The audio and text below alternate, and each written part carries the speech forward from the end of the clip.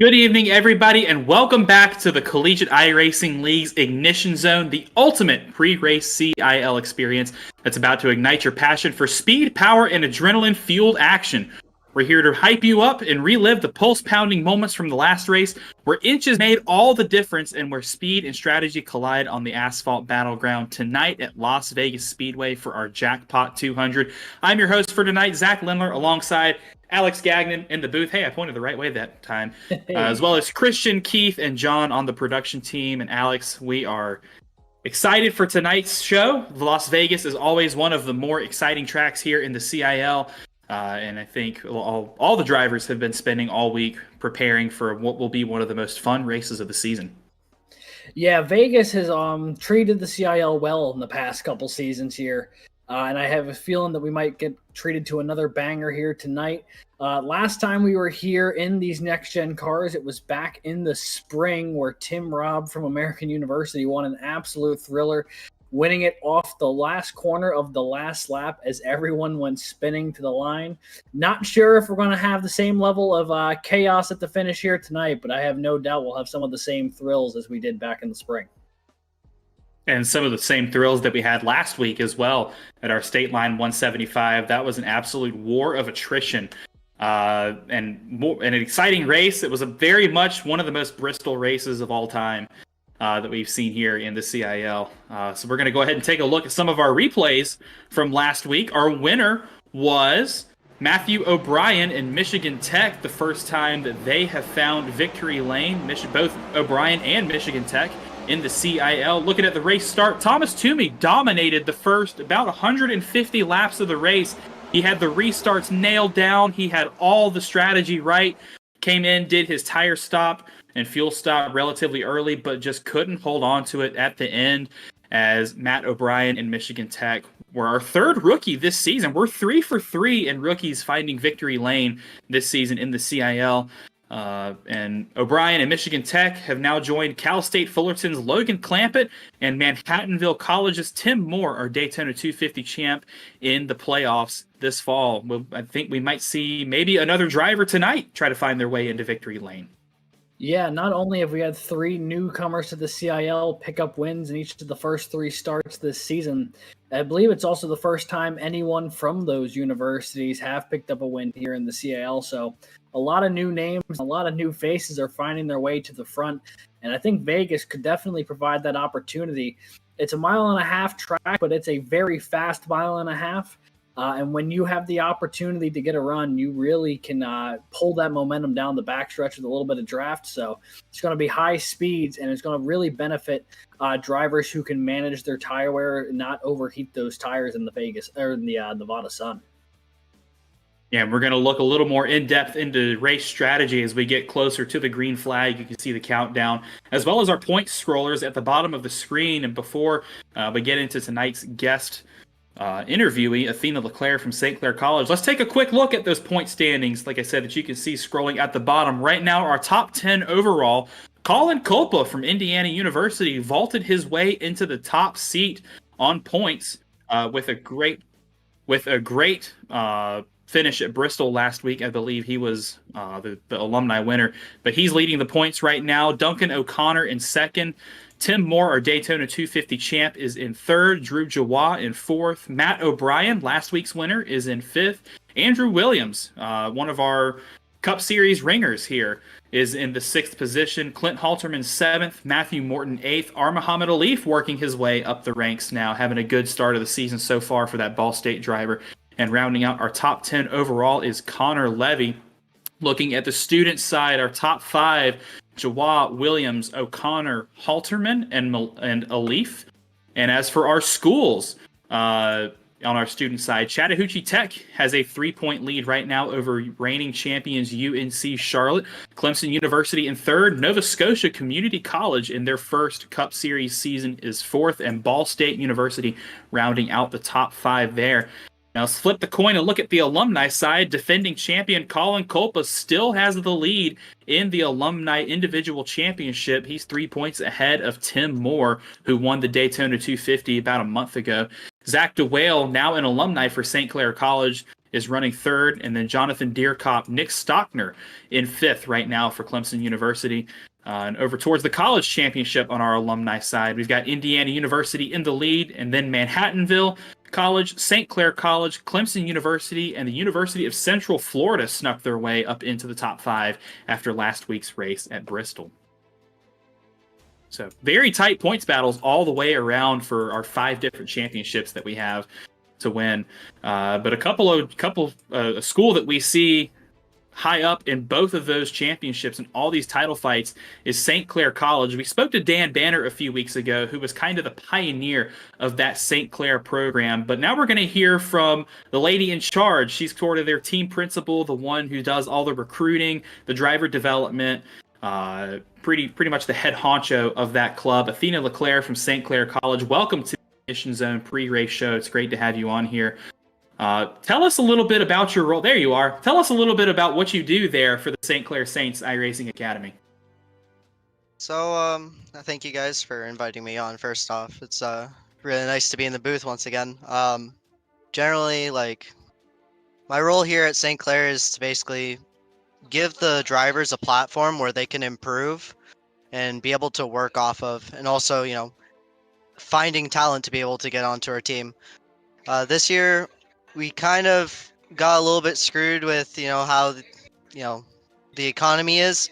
So we were able to get a couple local drivers, and so far they've been really adapting well, even though they're new to the new to iRacing. I'm really impressed with like how much they've improved. To that point of the newcomers here to the St. Clair program this season, there seems to be quite a handful every year. It seems like each season there's a couple of new faces there for that program. Where do y'all do the heaviest amount of recruiting? Where do y'all look for new drivers for the program? So luckily with our varsity program here, we do like a boot camp just before the semester starts. And just after that, we do open tryouts for all the teams. And basically all the teams get together here in the Nexus Arena and pretty much have at it. We have sign-up sheets, and we basically try and give as much promotion to all the teams as possible. And that's how we find out like our drivers. We just let the people come in, try out the game, and you know, the best of the best end up coming and being on the team. Yeah, Athena, I'd say St. Clair is definitely the pioneering program in collegiate sim racing right now out of all of our powerhouse schools here in the CIL. You know, off the top of my head, I think of St. Clair, I think of Clemson, Drexel, Penn College of Technology, UNC Charlotte. You're definitely up there pioneering the sport for college students. But I'm going to ask you the same question that I asked Dan a couple weeks ago. If there's somebody out there who's watching this stream thinking, man, I really want to get involved. I want to start a team. I want to join a team. I really want to get into collegiate iRacing. What would be the biggest piece of advice that you would have for somebody who's trying to do? I mean, you gotta start somewhere, you know? Our program started off as a club team. We literally just got in contact with the esports club who just run, you know, small events around the college, you know, make it an enjoyable place, giving students a place where they can play games. We got in contact with them and kind of just went along from there. The more you do and like the more you try and like get into events, the more your college will recognize like the potential of what you can bring to the table, and you can use that to further, you know, your progression through club, varsity, academy, whatever levels of programs that your school might have. Yeah, that's great advice. Thanks, Athena, for joining us on the show. Best of luck tonight out there in Vegas, and hopefully we'll be able to talk to you in our post-race show, and if not you, a St. Clair driver. Yeah, absolutely. Thanks for having me on. A special thanks to Athena for coming on to for being our special guest tonight in the Ignition pre-race show. A lot of good advice from her, some key insights into the world of collegiate sim racing that we expect to hear from St. Clair College as one of the pioneering programs in collegiate sim racing. Yeah, they've been here for quite some time, and not only have they been racing the CIL for a while, they've had so many different faces come through the league over the course of time. Athena being one of them, and a number of them I know will be in the field this evening. So always a fixture, much like your alma mater there, Zach, and Clemson. They're another program that always seems to have a handful of cars in the field at any given point in time. So we have a number of those sort of like staple schools season over season, it feels like, which is nice to build sort of the heritage and the history of the league. But also every season you get these new schools coming in who have not had a driver previously, who come in and deal some damage here in the CIL and get to add their school and their name to the long list of winners we've had here in the league. And that's been really exemplified by the start here of this fall season with a bunch of different names that we have not seen in the CIL before picking up wins. Yeah, I'm looking at our rosters here. I see 6 different drivers from St. Clair College, 4 students, 2 alumni. Athena, of course, the standard bearer among the students there. Our alumni, 2 ringers in the Cup Series that challenge for titles pretty much every season, Zach DeWale and Robbie Vrabel Jr. So even some legacy forming there. These drivers that come up and they get involved in sim racing, they'll stay with us even after they graduate to keep advancing their racecraft and learning out here on track. Yeah, and that's one of the fun things about this league. You get the opportunity, if you're a student or an alumni, to come back, rep the school colors, and battle against a bunch of other people. And there's no time like the present. I mean, we've had some wild turnouts so far this season for a number of drivers who have been trying to get into these races. So no time quite like the present to be involved in the CIL if you're an aspiring sim racer out there and are looking for a league to join.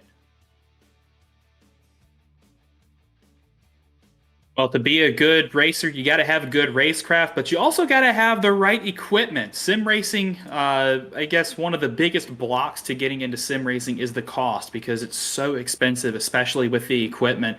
You got to have the wheel, you got to have the pedals, you got to have shifters, you got to have, obviously the PC and the seat and the monitor. There's a lot of customization options that you can have with your sim.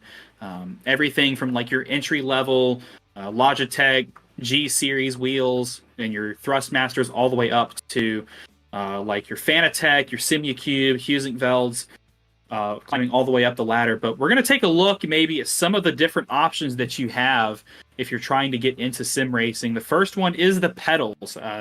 A lot of people here in the CIL say that pedals are the most important thing to making yourself faster. These are the Huizenfeld load cell pedals.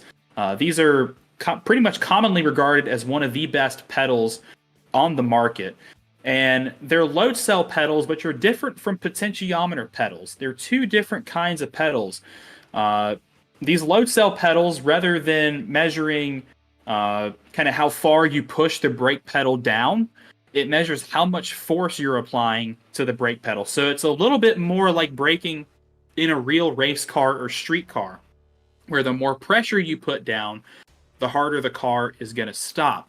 If we look at potentiometer pedals, like these Thrustmasters, they're going to measure how far that brake pedal goes in. So there's a little sensor that's at the, I guess you could call it the fulcrum of the lever. Yeah, so you can see it there in yellow at the base of the pedal. That potentiometer moves as you push the pedal down, and that's going to send feedback into the sim to let it know that's your braking input. So two different types of pedals.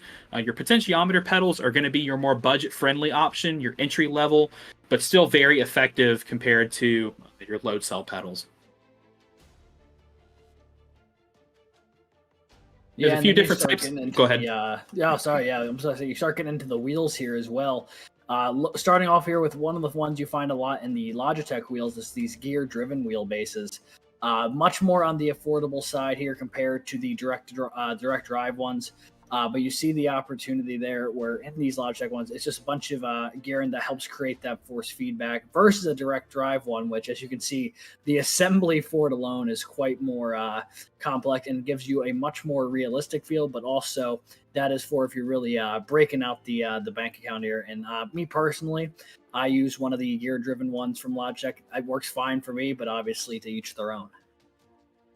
I've got kind of a halfway in between. I've got a belt-driven wheel, so it's not you don't have the direct drive feel and the sensitivity, but you've got a little more force coming from the wheel than you would have in a gear-driven wheel. But the gear-driven wheels, like your Logitechs and your Thrustmaster, those are your good entry-level options. And then eventually you'll upgrade to a belt-driven, and then if you really want to send it in your sim racing career, and like Alex said, if you've got some cash to spend, you can get one of these really fancy direct drive wheels. And then, of course, you're going to need somewhere to put all of this together. A lot of your budget option wheels are going to have clamps that come with them, so you can clamp them to a table or a desk. But whenever you're ready to get something a little more permanent, you can buy a full-on rig. So this is a SimLab rig. This is one of the more popular rig options that people use here in the CIL. I know off the top of my head, Rig Metal is another option that I know a lot of at least the Clemson guys have. But this is somewhere that you can physically mount your wheel, your pedals, your seat, your shifter, to have a more firm, I guess, base of attack when you're in the sim. So you can see there in the picture where here you go, like where the wheel and the pedals mount, you've got your bucket seat. But when you have a lot of money, and I mean a lot of money, you can buy a full-on motion rig. So you can see this is like your stationary rig where you can mount your seat, your wheel, and your pedals. But if you look underneath all of that, there's a huge, I guess the best way to describe it is contraption. But that's a series of hydraulic pistons and cylinders and motors that will actually move you around physically based on how the car is moving. So when you're going like up on the banking, like in a cup race, you'll be physically leaned to the left. When you're cornering in like a F4 car for Formula C, you'll be moved to the left and the right based off of how the car is moving. And if you get in a crash, well, hang on and God be with you. Well, I believe that is going to do it for us here in the Ignition Zone pre-race show. We're going to take a quick break, and we're going to be right back to you all with our Jackpot 200 from Las Vegas Speedway. An exciting race, so be sure you stick around and don't miss any of the action, and we'll see you guys in just a few minutes.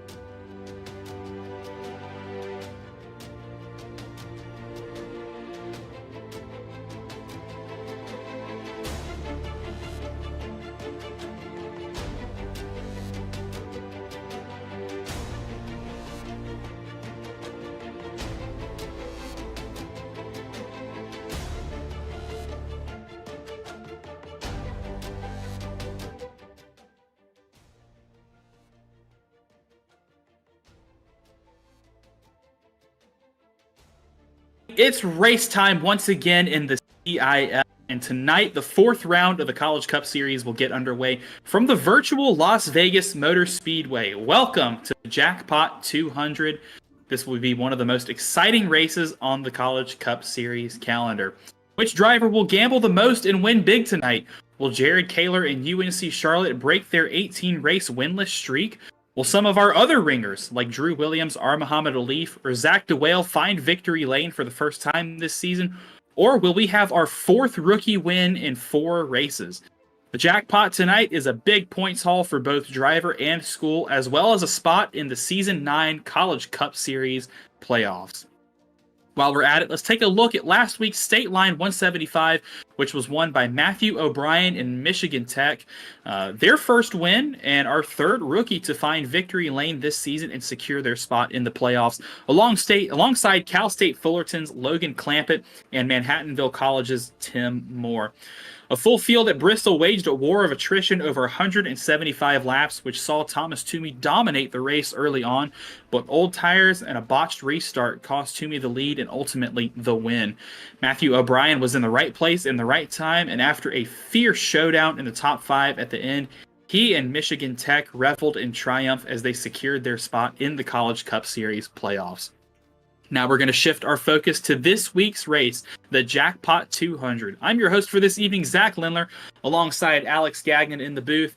And Alex, tonight we'll find out which driver plays their cards right and which ones maybe will bust at the table. Yeah, it's always a bit of a gamble here coming to Vegas. It's a high-speed mile and a halfer. You get a lot of draft down the backstretch, and I know these fixed setups do not like the draft on the front stretch. There will be quite a little bit of engine redlining going into turn 1, so we'll see who's gotten a lot of practice in the draft versus who hasn't pretty early on. But this honestly is one of the best tracks, I think, on the CIL calendar this year. It has never failed to put on a good show when it comes to CIL action, and I have a feeling we're going to be in for another good one here tonight. Yeah, this is a very fast, relatively wide track. I believe it has the progressive banking in the corners as well, which means that the bottom of the corner is going to be steep than the top. So we're going to see some drivers fighting for lines. There's 2 different lines that these drivers can fight for. The bottom is the shorter way around, but speed up at the top where you can get as close to the wall as possible to rip the car around the high side. The front stretch, like you said, a lot of drivers are going to be using the draft to get as quick as they can into turn 1.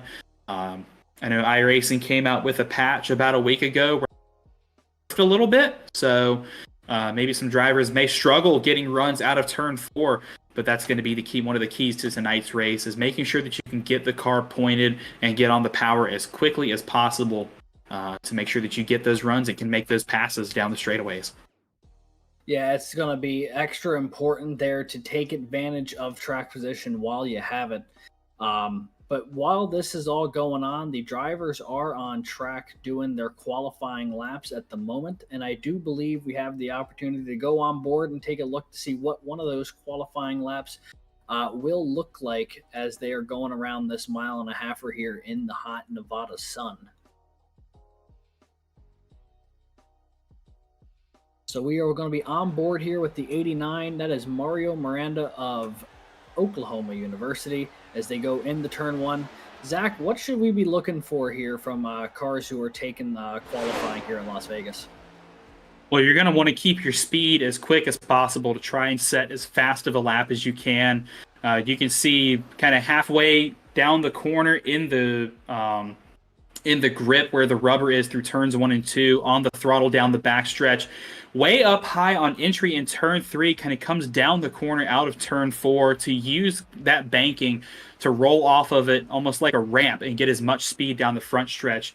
For the second lap, you're going to want to go to the bottom to make that track as short as possible. Again, keeping the speed up, get a good launch down the backstretch, probably about 160, 170 miles an hour at least going into turn 3, where you're going to rinse and repeat.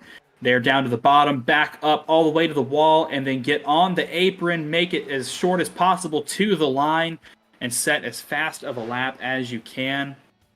Those are 2 good qualifying laps from the Oklahoma driver. Yeah, and one of the big things with taking the apron, I feel like that's something that we see quite a few times here at Vegas is you have the opportunity to do so, and it's not overtly dangerous like it would be trying to take the apron at like Texas or one of those tri-ovals. But you do see a lot coming off of turn four, drivers getting loose and going through the grass. That was a thing that really plagued these drivers back in the spring. Was a number of drivers getting loose off of four and having to catch it through the infield. I can think of I think three different people who did that back in the spring, and that was just off the top of my head from rewatching it not too long ago. So definitely a danger to beware of, especially once those tires start fading out, as they fall off a cliff in a hurry once they overheat. Yeah, pit strategy here at Vegas. The tires will last about a maximum of 60 laps. The optimal window is going to be somewhere 40 to 50. Come in, get your pit stop. So for this being a 133 lap race, the two-stop strategy is going to be best. You're going to want to come in around let's say lap 40, lap 85-ish, and then make your way to the end on a longer stint. But cautions breed cautions, as we've seen in races prior. So drivers are going to be using the sets of tires that they get. I believe they get 3 additional sets of tires for tonight's race to make it to the end. But strategy is going to be very important. It's a very difficult pit road to get onto and off of here at Vegas. Very short kind of front of the dog leg on the front stretch to get your car slowed down. Don't speed. Don't miss your pit box. Be sure you hit your marks, and you'll do well in the pit strategy war tonight. Yeah, and that's one of the biggest things. That entry to pit road is killer, and we have seen drivers overshoot that during the green flag pit stops that have been going on. It's been rather tough to get that car slowed down when coming down from full speed. Under caution, you don't really have an issue, but going from about 170, 180-ish in the corners, trying to drop it down to 50 going down the front stretches, rather brutal, especially with that progressive banking that you mentioned, Zach. You start sliding down once you start losing too much speed, and you've got everyone bearing down behind you. It is not a fun place to try and do green flag pit stops, but would be fun to see if it does come to that, because not only will there be a lot of action on pit road, there could be a lot of action trying to get on the pit road. And coming off as well, turns 1 and 2 don't have a lot of banking on the apron, so you want to try to get the one as quickly as possible to merge on the backstretch. But when you don't have the banking working in your favor, you're not going to be able to keep a lot of that speed up. So we may see some action coming out of the pits as well, especially under caution. And during green flag stops as well. Yeah, and with all that being said, it looks like qualifying is just starting to wrap up here for this this race here at Las Vegas this evening, which means in just a moment we'll be able to bring you our starting grid for tonight's race as times are starting to fully get populated here. It looks like we actually will have one of our newcomers on pole, another one of these Nexus Esport drivers who keep making their way into the CIL this season. They are showing out in full force, and it is the 29 of Douglas Newbeging from King's College who puts it on pole with a blisteringly fast time of 29.636, about 300th faster than Mario Miranda, who we were on board with for the onboard qualifying lap. He will roll off on the outside of row 1. The remaining bit of our top 10, Jake Cummings from Wingate rolls off 3rd. Tim Robb, the winner from the spring of American University, he rolls off 4th. Zach DeWale from St. Clair College is 5th. Binghamton's Alex Hallinar will roll off 6th this evening. Major Monsivice from Texas A&M rolls off 7th. Athena Leclerc, who we talked to in the Ignition Zone pre-race show, will roll off 8th. Kelton Quick, the number 28 car representing Ball State University, rolls off 9th, and Logan Smith this evening from Auburn University rounds out our top 10. Jonathan Derkop rolls off P11 in that 700 car for the University of Central Florida.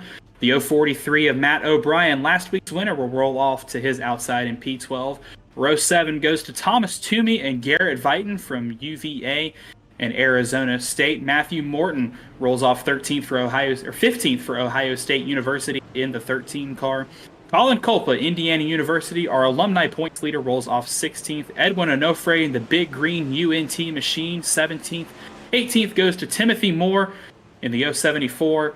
P19, Michael Sidor, and rounding out the top 20, Matthew Burton in the 33.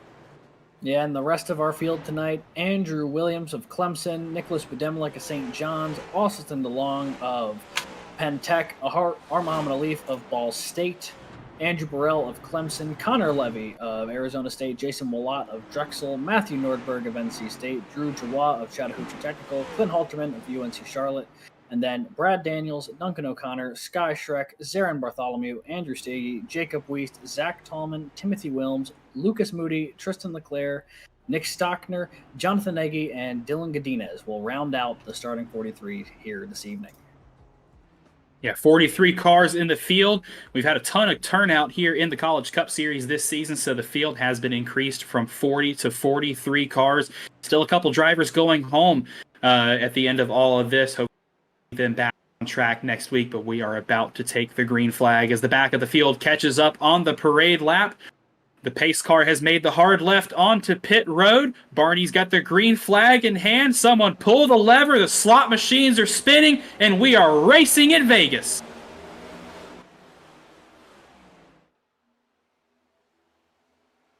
And here they go, rolling into turns 1 and 2, fanning out 2, 3 wide in some places. Looks like as they are going through 1 and 2, that was Matthew Nordberg all the way up by the wall already here on the first corner. And they are spinning up in front.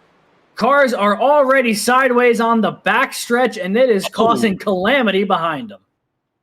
Hard hit for the 35 machine there. I'm not quite sure who that was. But a lot of I guess, middle of the pack drivers caught up in that one as we saw the back of the pack diving to the inside down the front stretch. We're going to try and get a replay and see what happens as a couple of cars still wrecking. Maybe some suspension issues for these drivers already on lap 1 of this race. Yeah, there was definitely a lot going on there on the backstretch. We were looking a little farther back into the field where they were 3 wide coming off of turn 2. And when we cut back forward, half the field was sideways and spinning. So we'll have to see where that originated. But already some of the early race jitters showing early as a lot of cars already in a tough spot on lap 1. We're going to take a look at the replay that brought out the caution. A little false start there in tonight's Jackpot 200 as they barely got up to speed before we started wrecking. But let's take a look and see exactly what happened. This is towards the middle of the pack. You can see that's the 21 machine of Lucas Moody up on the high side for, the 28 for Ball State, the 21 for Auburn, and the 13, Matthew Morton with a great dodge. As it looks like a couple drivers got loose. Cold tires off of turn 2, and then, man, some people at the back of the field just not able to get this car slowed down in time. Matt Nordberg involved. I think I see a Penn College Tech car. That's St. Clair car. Through. The St. Clair car snuck their way through as well. Yeah, that originated with the 21 of Logan Smith from Auburn and the 28 of Kelton Quick from Ball State. 2 drivers who rolled off inside the top 10 from their qualifying efforts, but were both making either their first or second CIL start here. I don't exactly remember if either of them made their debut at Bristol. But yeah, a couple of newcomers there with fast qualifying laps, but then not the best of luck there on the backstretch, and it caused heartache not only for them but for quite a few cars behind them as well.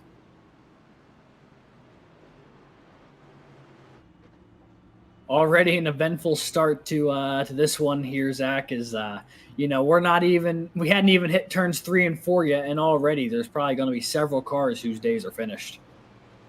Yeah, it's a colder track tonight, colder temperatures out there in Vegas as we are now officially in the season of fall. So I think some drivers maybe overestimated the capabilities of their car coming out of the getting loose on those cold tires, and unfortunately a wreck involving a lot of really good drivers and some new drivers making their CIL debuts tonight. But newcomer Douglas Newbigging, he registered for the CIL this afternoon. I'm noticing for success. I think I'm noticing a trend here. It happened to Clamp It. It happened last week, and it's happening this week. Tim Moore, where when you register for the league the afternoon of the race, you're going to walk in and you're going to have some success. So I know Newbigging is hoping that trend stays in his favor. He's going to be out front, but he's got Tim Robb from American University to his outside, and that Beautiful red, white, and blue car.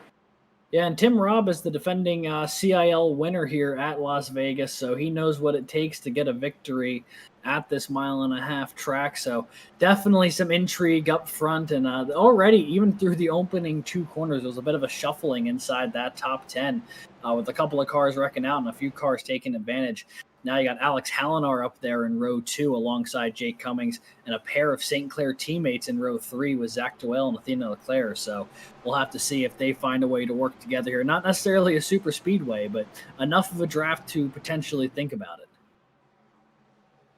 The pace car is going to make the hard left once again onto pit road. We're going to try this one more time. Respin the slot machine. Barney throws the green flag. The leaders hit the restart zone, and we are racing again here at Vegas. And there they go through turns 1 and 2. It was a good start there for Newbinging. And now behind them, you've got Cummings, who's trying to hold off Tim Robb as Alex Hallinar. And they're spinning once again in turns 1 and 2. Goodness. Another car goes around. Looks like that might be the O2 of, or is that the O2 of Jonathan Egge? That's Aggie. Yeah, Robert Morris University. That's one of your guys. Yeah, the O2 of Jonathan Egge goes around. I was looking for the cow car, and that's what threw me off for a moment there. But yeah, it looks like another car will go around in turns 1 and 2, and we will bring this thing back under pace laps once again. And when we have a replay, we'll pull it up and see if we can figure out what happened to the O2 machine. But they did not get very far in the turns 1 and 2 before that car went around.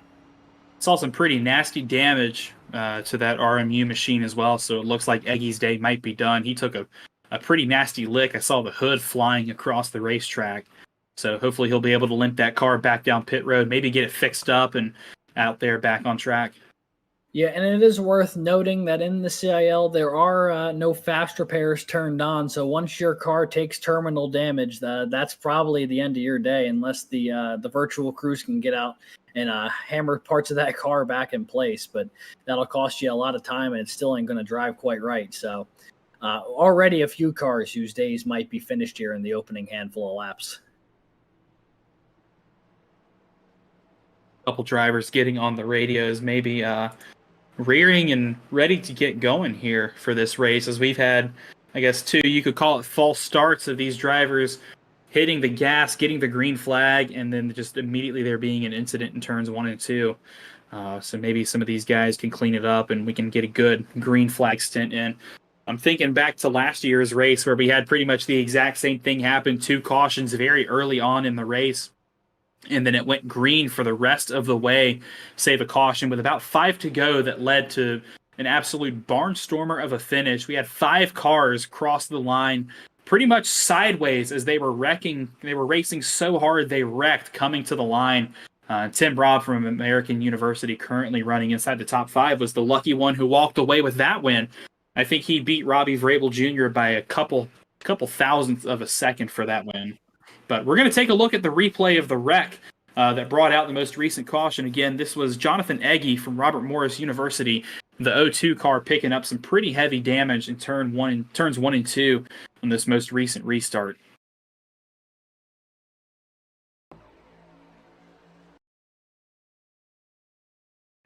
And there he is on the high side. It looks like I think that was a 600 of Weist. Maybe? Jacob Weist and the O2 of Jonathan Egge made some contact there, and it looked like as Egge was trying to catch the car moving down the track, made contact with another vehicle, and that's what shot him up into the wall to give the terminal damage we're seeing there with a complete lack of hood. Looks like the 600 must have also went around, although his car seemed to be in far better shape than Egge's there. But yeah, that RMU car, that's that right front toe link, or the whole suspension there looked to be broken. So I think he's going to be done for the day. A very short race for the rookie driver. Yeah, and sometimes that'll be that's the nature of racing here, especially when you have a lot of folks who are all on track at once. I mean, we're doing full 43 card fields. Sometimes there's just not nearly enough room for everybody. But, that is the nature of auto racing. And as we're coming to the line here, I believe it'll be 1 to go for this caution. When they hit the line, they'll start fanning back into lines of 2 So far, it's been a really easy defense of the lead if you're Douglas Newbiging of King's College. I mean, so far, really has had the run about 2 stints of half a lap under green flag conditions. So saving a lot of tires, saving a lot of fuel, and getting some ideas on how people are restarting behind them. Well, one thing to consider is with how abrasive this track is, restarts will absolutely destroy your tires if you have enough of them. I think we're going to see, if we see about 3 or 4 consecutive restarts, we're going to see these drivers come down pit road to pick up a fresh new set of Goodyears, because putting the power down in these things, coming up from first, second, third gear really does a number on those rear tires, and it's very easy to lose that grip really, really quickly. So I was actually mistaken. The lights are still on the pace car, so I believe it. I thought they were going to come off too. So you're not alone there. I believe it's 2 to go now, 1 to go at the stripe here. So jumped the gun a little bit, but we are working on it here. But right now it's been a pretty lax drive, dare I say, for Newbiging. He's not really had the time to develop any challengers up front. Now though, Jake Cummings will have the opportunity to restart on the front row. He's been pretty good about getting good jumps in the previous 2 restarts. He'll line up on the outside of row 1 alongside Newbiging. And then you got Tim Robb and Zach DeWale rolling off row 2. So a little bit of shuffling still throughout the top 5-6 cars, even for how limited the green flag conditions have been. Yeah, and if you're Jake Cummings, you know for a fact that Tim Robb didn't get the best of restarts this time, but they're going to try it once again as our leader, Newbiging, approaches the restart zone, hits the gas, Barney throws the green, and we're going to go back to racing here at Vegas, and already some big moves at the back of the field. Yeah, there was a bit of a checkup there on that outside lane, and a couple of cars didn't feel like waiting. They're going to make the longer way around, but at a higher speed, and they'll definitely be 3 wide going into turn 1 there. Once again, a great restart there from the King's College driver. He is pulling away, and now Tim Robb will slide in behind, making moves there as Jake Cummings will try and hold on to third as he battles with Alex Hallinar behind him. Newbiging already out to a few car lengths lead here as we get our first full green flag lap of racing on lap 10, now 11 of this 133 lap incident event. Couple incidents already in the race, but there's still a lot of green flag racing left as that gap's coming down just a little bit. Tim Robb's going to get that American University car planted underneath him. Both of these drivers opting for that inside line early in this race. I think as soon as we see more of these drivers getting heat in their tires, getting comfortable out here on the track, we're going to see some of that lane decision making. On newer tires, that bottom line that we see the leader Newbiging working right now, that's going to be a little quicker and a little easier on the tires, as now Tim Robb's going to use that middle lane to get the run down the backstretch, the advantage of taking the slightly longer way around, and it looks like he's going to get that to really work for him and take the lead coming off of turn 4. New leader this time across the line, Tim Robb in American University. Yeah, Tim Robb, no stranger to finding success here at Vegas in the CIL, and he's already up front battling for the lead early. Hasn't been able to fully complete this pass yet against Newbiging, but he is about to here, coming off of 2. The King's College driver will slide up behind him, and now Tim Robb has fully taken control of the lead here. Newbiging will have to settle into second for the moment, as now everyone's starting to get into a little bit of a rhythm here now with a few green flag laps under our belt. If you're Newbiging right now, and really anybody in the top 5, you can see the intervals on the left side of your screen. No more than 2/10, for about 2.5 tenths for anybody in the top 5 right now. The furthest battle away is this battle for the lead, which is about 3.5 tenths. So very, very close racing between a lot of these drivers right now, but they've got to be careful to not use too much of their tires up working this bottom lane.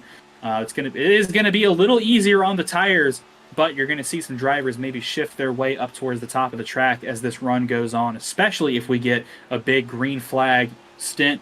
You can see that lead growing just a hair. Tim Robb's got this pace figured out right now at the moment, but this right now is the battle for the 5th position. Zach DeWale out in front, that St. Clair orange wheel racing car, and the 041, a Major Monsivas got a really good run on entry, but had to check up. And they're gonna continue this battle as they come across the line. Right behind Monsivas, he's got a mirror full of Athena Leclerc, who we talked to at the top of the show. So it's a St. Clair sandwich right now with Texas A&M International in the middle. Yeah, absolutely. The 041 off to a good start so far is now maybe looking to the inside of Zach DeWale going into 3 and 4. Oh, really sent it in there. Maybe. Almost a bit of contact there between those two cars, but they'll keep it separated going off of turn 4. And now Athena Leclerc looks to maybe get into the action right behind the back bumper of Zach DeWale, kind of pushing their teammate into turn 1 there. So definitely quite a bit of action going on between these cars here for 5th, 6th, and 7th. Also, just wanted to let everyone know I officially received word. Jonathan Egge out of the car. His day is done. Blown motor after the contact there on the second caution. So the 0-2 officially done for the afternoon. But yeah, tough break for them. But meanwhile, up here, it was lucky to not be a tough break for a couple of these cars as Monsivais and DeWale nearly clipped each other a lap ago coming off of turn 4. Zach DeWale holding on the 5th for just a moment, but he has definitely not escaped the 041 of Major Monsivais. Alex Gagnon, the man of many talents, color commentator and pit reporter. I do what I can. I keep myself busy up here in the booth. I do want to highlight some of our drivers that are towards the back of the top 10. Huge moves. Andrew Williams is up to P8 from starting 21st on the grid. Just behind him, Colin Copeland, Indiana University, started 16th up to 9th. Garrett Vighton up 4 positions, graded 14th, and is currently the last car in the top 10. So some of these drivers working their way up through the field, finding some pace early on these tires. I think they're going to hope for a caution around lap 30, 35. You really use their tires, get up to the front of the field, pray that caution comes out so they can come down pit road without much penalty. Yeah, one of the cars I'm keeping my eye on here, we're watching the battle just outside the top 10. That white and green car from Matthew Morton sideways in the corner, got a bit of contact. I think it was from Deer Cop. Somehow Matthew Morton saved it, but now everyone trying to funnel through the slower traffic. They're 4 wide going into the corner. Somehow no one is sideways after all of that, but that got really dicey. There was contact between Ohio State's Matthew Morton and UCF's Jonathan Deerkop. They made contact on the exit of 2. Both cars were a little sideways. Morton was basically sideways. Not only did he save it, but then no one else got run over in the ensuing scramble for positions. That got hectic in a hurry. I jumped out of my seat when I saw that because that was some incredible action. Great hands from Ohio State University and Matthew Morton. My goodness, what a save. Is there going to be 3 wide coming out of turn 4? That's Morton on top of, I believe, that is the 25. That's a St. Clair car. Don't have that one. Or the 24 of Zarin Bartholomew, and then that was Bradley Daniels of Robert Morris down on the inside of that exchange. Looked like he bailed out of it. But yeah, Zarin Bartholomew in the 24 there was really running Morton hard there for a second, but now has had to drop back. There is action going on all throughout this field. And looking up a little farther ahead, you see Austin DeLong in that light blue car all over the back bumper of Nick Stockner there going to the front stretch. Jason Willott to their outside. Now here comes Morton to the inside. It might be 3 wide going into turn 1. Are they going to be able to keep this sorted now? Morton's still got a nose on the inside of DeLong going through 1, now into 2 as they slide up onto the backstretch. Willott will make the pass on DeLong, but Morton will have to slide back in. There is not a safe place to be on this track right now because you're going to be battling someone no matter where you are. And this is the great racing that Vegas produces. These drivers are choosing their lines. Some are going high, some are going low. But no matter where you go, you're under attack. You're constantly attacking the driver in front of you, and you've got to keep an eye in the rear view mirror. Jason Willott, I think, is one of these drivers that's really trying to work that high side, but you're looking out of the back of Matthew Morton in Ohio State as he's got a rear view mirror full of St. Clair College as he's also trying to go to work all over the back bumper of that Drexel car. But this is all a train battling for the 11th position. We've also got a battle for the lead developing again. We've also got the battle for the lead developing once again, moving all of a sudden on the back bumper of Tim Raw. There was contact there between Morton and Bartholomew. Almost contact there between those two drivers, but I think that worked out in Morton's favor as this battle for the lead now involves 3 cars. Rob, Newbigging, Cummings, as Cummings is going to work his way up into the second position around Newbigging. And these 2 drivers going side by side for second and third is probably going to allow the Binghamton driver Alex Hallinar into the mix as well. I'm seeing that interval come down ever so slightly the longer these 2 drivers stay side by side, but they're going to get it resolved for the time being. Tim Robb, still the leader, got about a quarter of a second lead, although that lead was down to almost nothing. And I think he's got the Wingate machine to thank for Newbigging not being able to take the lead, as now Cummings is going to try and take a stab at the lead, looking to the inside of the 5 going into turns 1 and 2. 5 is really vibing with that middle line right now. Good balance between the quickest way around the track, but he's also got good runs and good momentum down the backstretch, and it seems to be working in his favor right now. Yeah, Cummings is really trying to get that inside to work as he slides up directly behind the back bumper there of Tim Robb. Barely an inch to breathe between the 2 cars as they go in the 1. Now Cummings looked to the outside for a second on corner entry, now diving back to the inside. He's got a nose alongside the back bumper of the 5, now coming up to the corner. They make contact a little bit. Cummings is going to try and separate from the 2 as they go back into turn 3. Still side by side, very hard racing here on lap 28 of 133. Still plenty of race to go, but right now they're racing like this race could end at any second. As now there's almost a bit of contact again as they go across the front stretch. This has allowed Newbigging to get involved. Here comes Alex Hallinar onto the scene as well. Tim Robb up high, Cummings down low with Newbigging directly behind him. It's a 3-car battle for the lead here on the backstretch. And you saw the 5 of the 007 shut the door 2 times on the 79 going into turn 1. Newbigging looked high on the straightaway, couldn't go forward. Rob was there, tried going low, but Cummings was there. So his options being taken away, as now the 057 of Alex Hallinar is in the mix. We're going to be 2 by 2 for the lead. Newbigging all the way to the inside, trying to stick a nose underneath the 5 of Rob. Can't get there. A little bit of a tap coming off of corner exit, as Jake Cummings is going to be the sole inheritor of the lead in a huge block from Tim Robb on Alex Hallinar. Hallinar and Binghamton got a huge head of steam coming out of turn 2, and Robb said, not so fast. Yeah, Tim Robb has already lost the lead, but he'll be damned if he loses any more positions if he can help it. First the block on Newbigging coming out of the corner, then the block on Hallinar up the backstretch. And this is one thing I think that we saw a lot of, especially the last time the CIL went to Vegas in the spring. Tim Robb had some of the best short run speed of any driver in the field, but these extended runs were sure some other cars started getting in onto the scene as well. This might be a situation that we're seeing unfold here again, as Zach DeWale all over the back bumper of Alex Hallinar there coming off of turn 4. But right now, the battle for the lead looks to have settled down just a hair. I don't say it's over yet, but right now at least has seemed to simmer down just for a moment, as now Tim Robb is trying to find his way to the back bumper of Jake Cummings once again.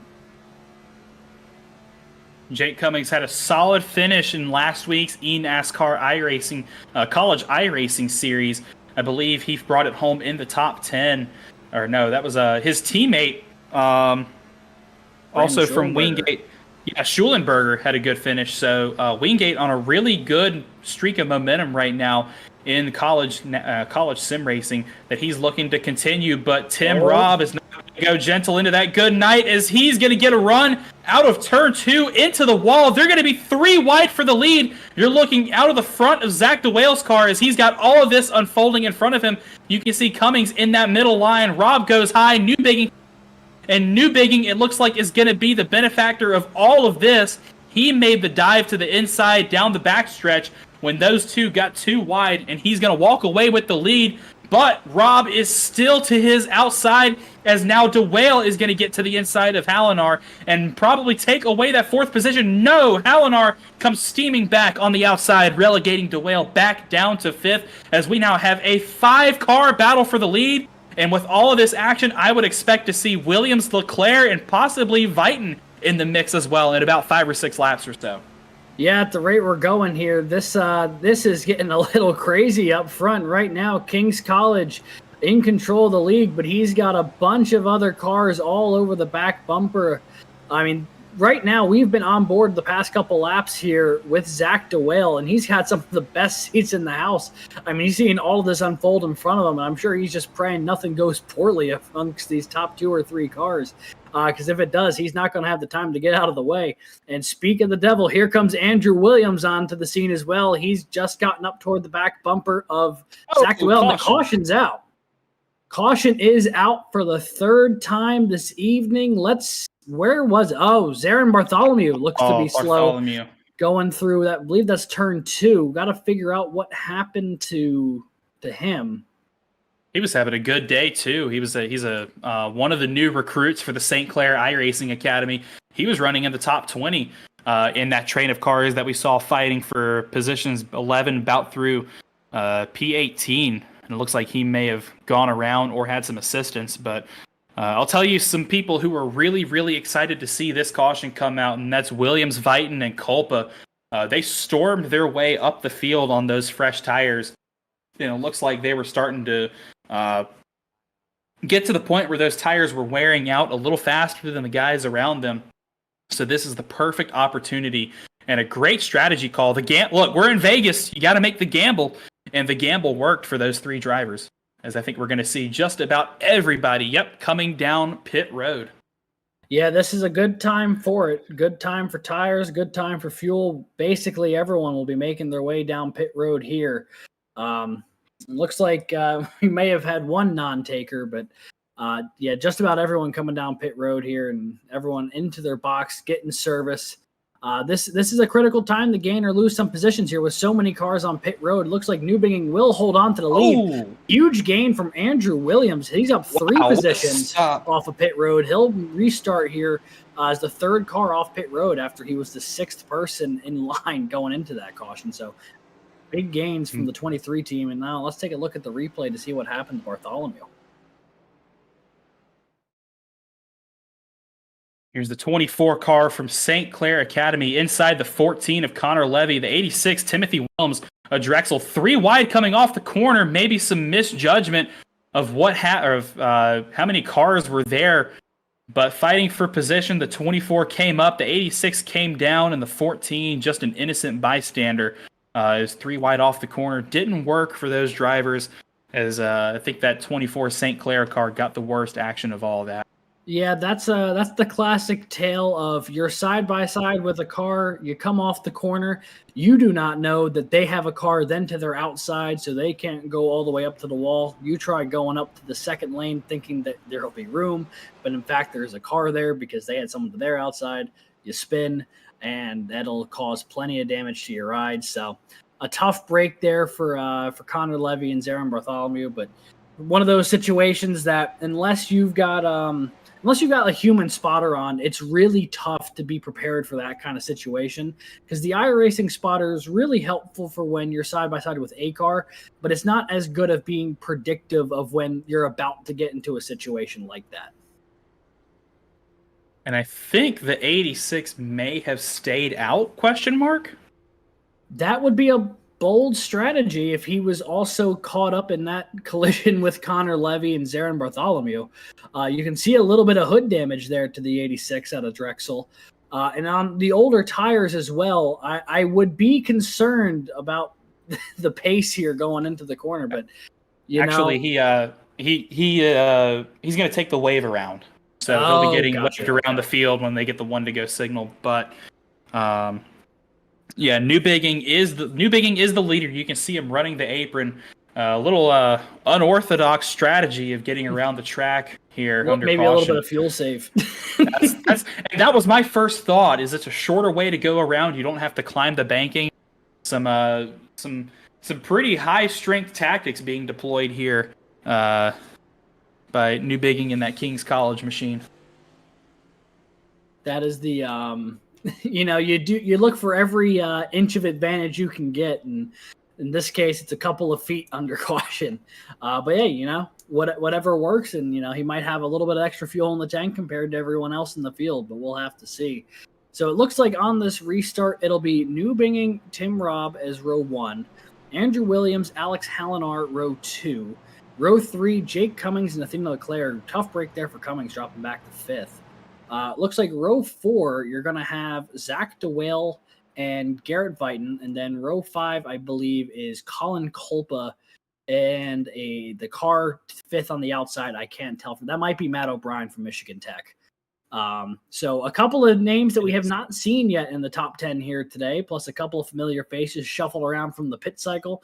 How will this play out? Well, I guess we'll find out in just a second. They're going to be restarting on about lap 40 of 133 here in the Jackpot 200 from Las Vegas Motor Speedway. Series first-time driver Douglas Newbigging from King's College out in front. Series ringer Tim Robb to his outside, Drew behind the leader with a monumental pit stop. Alex Hallinar to his outside. Barney's got the green flag in hand. They're going to hit the Geico restart zone. Newbigging hits the gas, and we are back to racing here at Vegas. Yeah, another quality restart there from the King's College driver, and Andrew Williams will follow right along with him going to the inside. Looks to take second place away, and now he'll be running second, third place there, Tim Robb. Hallinar and DeWale still in the top 5, but launched out of a cannon on the opening corner there was Newbigging. And now Tim Robb looking to battle back against Williams there to the inside. Maybe he'd brished the wall just a little bit. Hallinar was right in the mix with him. Now looking to the outside. He'll have to settle in behind, but that got real. Oh, they're wrecking behind. A big one going into turn crash. 1. Major Monsivice, Edwin Onofre, 2 of the cars I see. Logan Smith as well. Several more cars involved. I can't really tell from this angle. Looks like Nick Stockner may have been a part of it as well. The 49 of the St. Clair stable, that is Tristan Leclerc. The 34, Duncan O'Connor. I mean, a lot of cars caught up in that one there, Zach. Yeah, that was a pretty big crash that may have been started with some 3 and 4 wide, as you see the 34, maybe with some, I think that is some suspension damage. He's having a really hard time controlling that car to get it back to pit road. But that was a huge incident. The actual incident itself, I think, was relatively isolated. Only a couple cars went around, but it was resulting freight train pileups and stack-ups that happened behind it that was really the source of all of that chaos. Yeah, it really was. It was just not a whole lot of room to go, and you know, there's a bit of width to this track, but one thing that isn't particularly wide at these speeds is how you can enter the corner. And I think that was part of the problem was, there was a lot of the corner entry got blocked off, and the few places that you weren't really in a position to drive, up into the corner because you're carrying too much speed, and it just collected far more drivers, I think, than anyone there would have anticipated at the time. So just from the rough count, there was at least like 7 or 8 drivers. There may have been more involved in that one. And we're working to get y'all a replay to see what happened and what caused that incident. Caution out on lap 42 of 133. We got a couple green flag laps in, and Drew Williams was able to work his way up in that second position. Tim Robb losing out on that restart. Alex Hallinar behind him. Jake Cummings, Zach DeWale, Athena Leclerc, a couple St. Clair teammates working together there in the middle of the top 10. Colin Kolpa, Mario Miranda has worked their way inside the top 9 for Oklahoma. And Matt O'Brien, last week's winner for Michigan Tech, last car in the top 10 at the moment. Yeah, definitely a couple of new faces there in the top 10 from that short stint. Also looking a little farther in through the top 20, a couple of notable names from previous races there. Drew Jawa, Matthew Morton, 13th and 14th. But we do have the replay ready here, so let's take a look and see what happened to bring out the big one going into turn 1. So already they're three wide. Yeah. Oh, so there goes Onofre into the grass, and then Deerkop goes around. Oh, man, there was just nowhere to go. I mean, it was 3-4 wide all throughout the front stretch. Deerkop made contact with Monsivice. Onofre was in the grass. Oh. How on earth does the 521 get through that? I was looking at the 22 of Austin DeLong and Penn College of Technology. That would have, if it wasn't for the net code there, that would have been an absolutely insane miss on that wreck. Yeah, that would have been absolutely unreal. So, looks like he didn't get any worse for wear. So, a good job avoiding that wreck there from the 22 of Austin DeLong and the 521 of Brad Daniels. Both of those cars looked disaster in the face and somehow squeezed their way on through. One with no contact, one with just a little bit of net code that sent them down toward the apron. But we'll have the I want to look opportunity. at a couple of onboards here. Let's see what happened there. I mean, that must have been a wild ride for anyone a part of that. I think we're going to go on board with the 199 of Edwin Onofre first. That mean green UNT machine, he had one heck of a ride. He was the one that was involved in that initial contact. And we're going to ride along as you're going to watch him get a big run down the front straightaway. The toe of Jason Wallet. Hang on, folks. You can see there's the contact. Going to go sliding through the grass. Does a good job to catch it through that part. Yeah, I mean, great you can start save. seeing everything develop in front of you. And there, at that point, you just start, the 34 comes in from the inside. I think the 34 tried to dive low and miss the wreck. Maybe when he came down off the banking, just lost control of the car. Must have been. Also from this angle, we can see that the 43 of Sky Shrek also involved in that caution as well.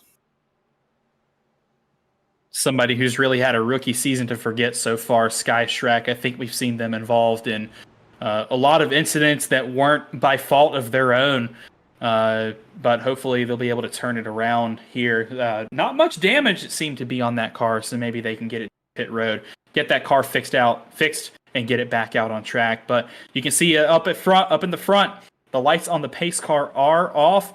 Front row, newcomer Douglas Newbigging and up-and-coming CIL Titan Andrew Williams. This is King's College and Clemson University going to be on the front row for this race. Behind them, Tim Robb, Alex Hallinar, American University, and Binghamton University. This is going to be one heck of a restart. Behind them, I see Jake Cummings side of Zach DeWale, Colin Culpa right behind them as well in that fourth row. So he's worked his way up from about the middle of the pack all the way up here to the front inside the top 10. That is your current alumni leader in the alumni points and the reigning alumni champion. But we're going to get all of this ready to roll at the field. I think we've had a jump in the stream here. Here we go. There, that's current. That's not a replay. They're going to hit the restart zone and go back to racing at Vegas. Already action off the line as Barney throws the green. Yeah, right now, another good restart there from King's College. You've got Tim Robb holding on the second. Jake Cummings now battling to the inside of Andrew Williams and now falling back into the clutches of Alex Hallinar.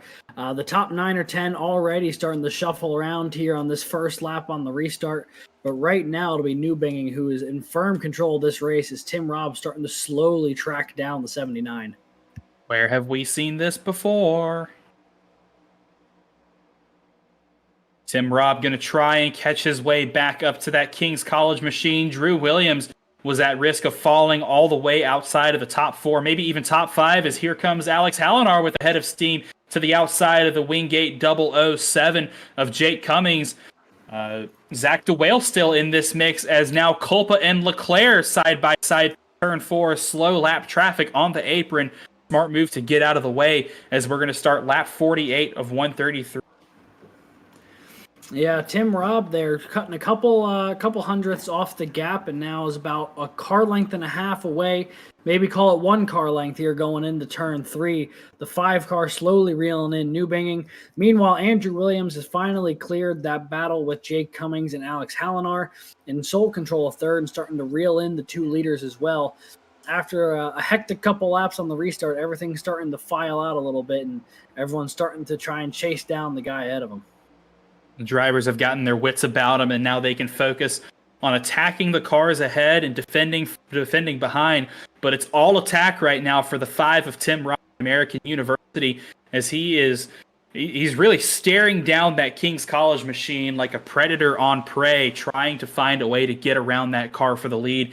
Looking at a couple of battles just outside the top 10. This is going to be Matt O'Brien to the inside of, I believe that's Thomas Toomey from UVA to his outside. Toomey's going to get around him for the 11th position to try and get his way into the top 10. So Matt O'Brien falling down the order just a bit after restarting inside the top 10. Yeah, and Matt O'Brien's kind of been in the mix in every race we've had so far, and right now just lingering around that edge of the top 10 to be a good points day from where they're sitting, but obviously coming off the win from Bristol, definitely look to would love to go back to back here if they can find a few more positions to get into that fight inside like the top 5 or so. Speaking of cars who have been in the mix every race so far this season and are now starting to make their way onto the scene, currently running 7th, it's Drew Jawa from Chattahoochee Technical. After 2 podium finishes to start the season at Daytona and then Auto Club, now currently running in the 7th position, trying to track down Zach DeWale. That number 3 car definitely trending in the right direction here after they were running back in like the mid-teens, early 20s for most of the opening going of this race. Yeah, great restart from Drew Jawa, getting his way up to the front as we look back up towards the lead. This battle has not intensified very much.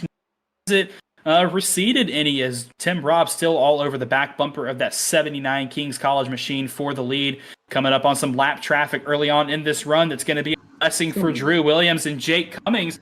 As the lap traffic going to go too wide, or are they going to get away, or are they going to make the go around them? Oh, they pinched him.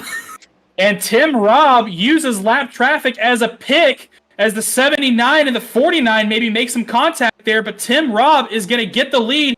The leaders are going to try and split the uprights with lap traffic. They are not happy on the radios right now about this. And the 5 almost took the 23 of Drew Williams with him. These lap cars, at risk of going a lap down, are fighting for everything they've got to not lose that lap.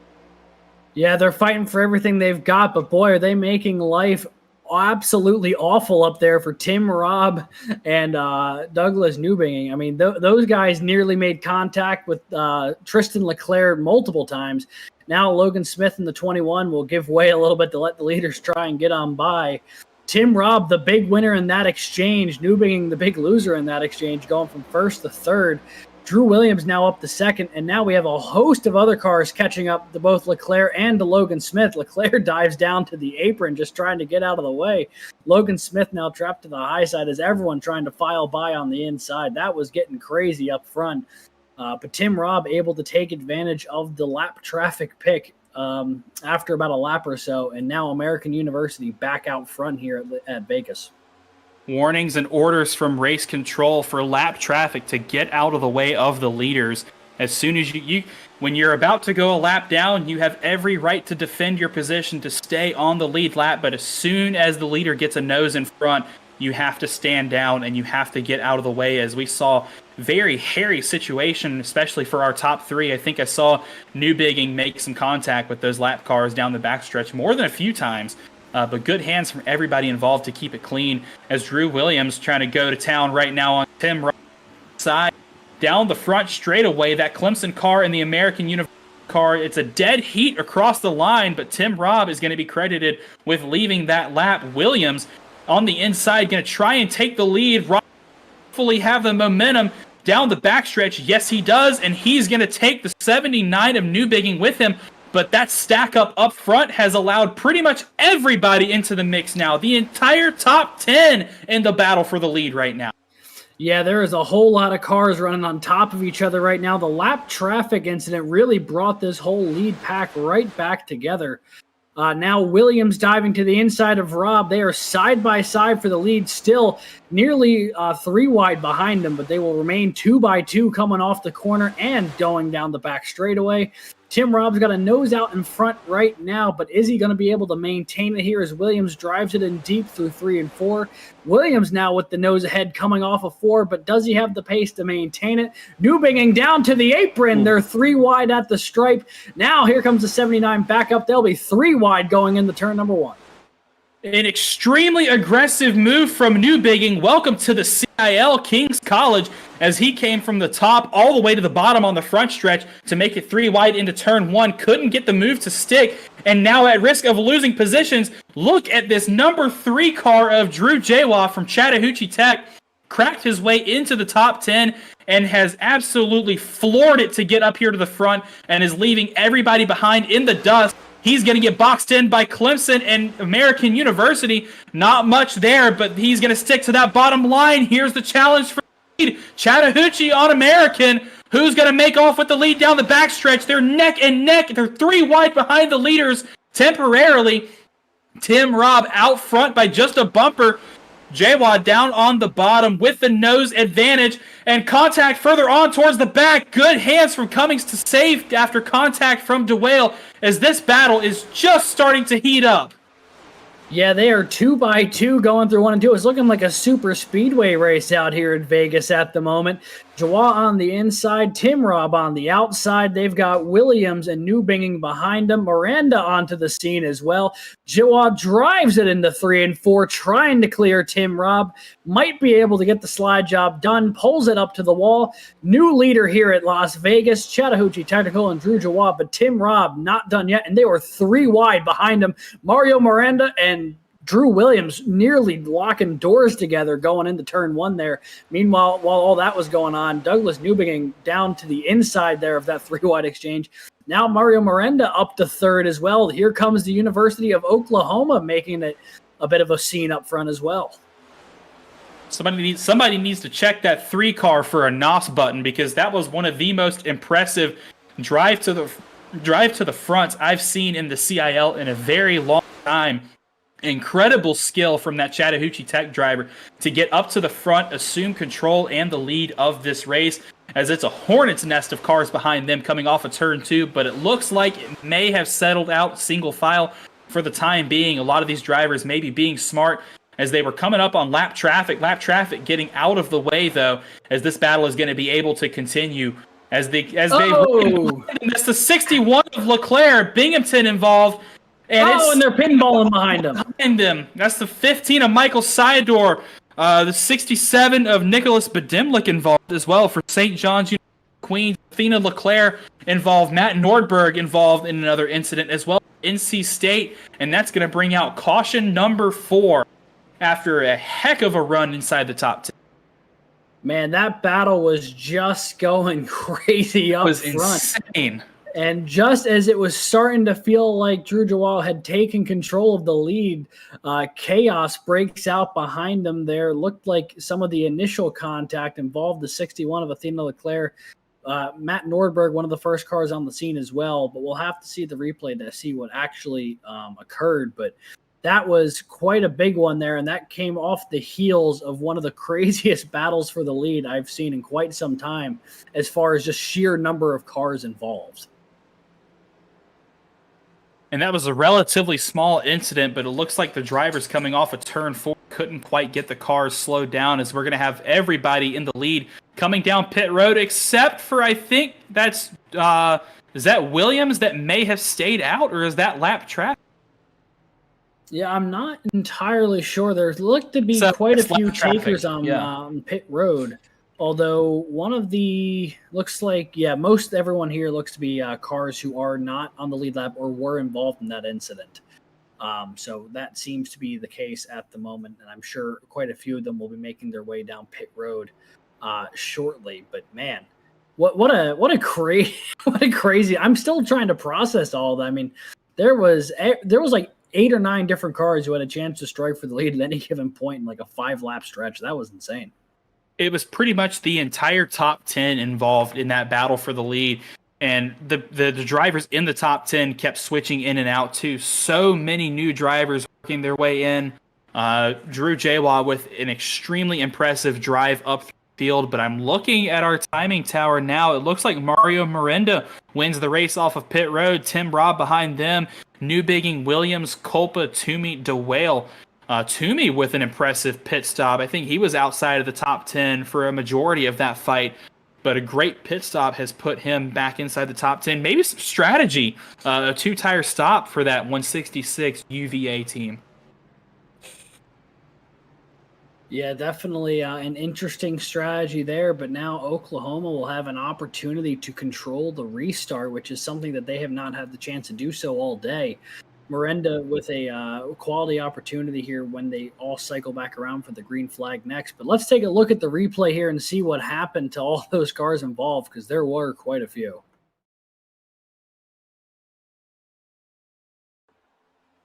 So this is inside the top 10. This is a line led by Jake Cummings, Athena Leclerc, and contact there with the 42. My goodness, what a save from Leclerc. The 057 of Alinar goes into the wall, comes back down, tags Leclerc. Nothing she could do about it. And just a lot of contact behind them as some drivers can't quite get it slowed down. Yeah, we'll take an onboard here of one of the cars that were getting a prime eye view of it. So we'll go on board with Jason Willott, the 76 car out of Drexel. This happens directly in front of him. As you can see, everyone gets shuffled around a little bit there. Hallinar into the wall and then drops down just in front of the nose of Willott.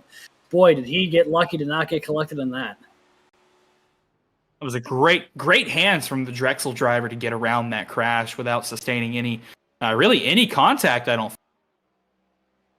Nah, it didn't look like it. If there was, it may have been just a slight scrape, but I think he got out of that more than fine. Now it looks like a couple of cars will be taking the wave round. Looks like Logan Smith from Auburn will be one. Tristan Leclerc from St. Clair College, as well as that is the 28 from Ball State University. That is Kelton Quick. So a few takers for the wave round, and that'll bring Oklahoma's Mario Miranda and American University's Tim Robb up to row 1. And then behind them, Newbinging and Williams in row 2. Colin Culpa and Thomas Toomey, row 3, DeWale and Vighton, row 4. So a lot of different names up here in the top 8-10 cars after that pit cycle and subsequent caution. Yeah, I believe we have 10 different schools in the top 10. Oklahoma, American, King's College, Clemson, Indiana, Virginia, St. Clair College, Arizona State, Drexel, and Wingate. So an extremely diverse top 10 drivers, the best talent out here on track, but Mario Miranda is the controller for Oklahoma University. American University's Tim Robb is out as they approach the restart zone. The pace car is going to make the hard left on pit road any moment now. There he goes.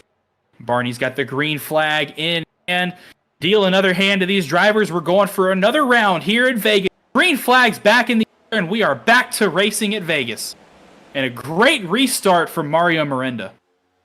Yeah, Miranda got a good launch there, but he also took Newbinging with him, and that 79 roared right up to the back bumper of Mario Miranda. Here he comes looking to the inside off of turn 2.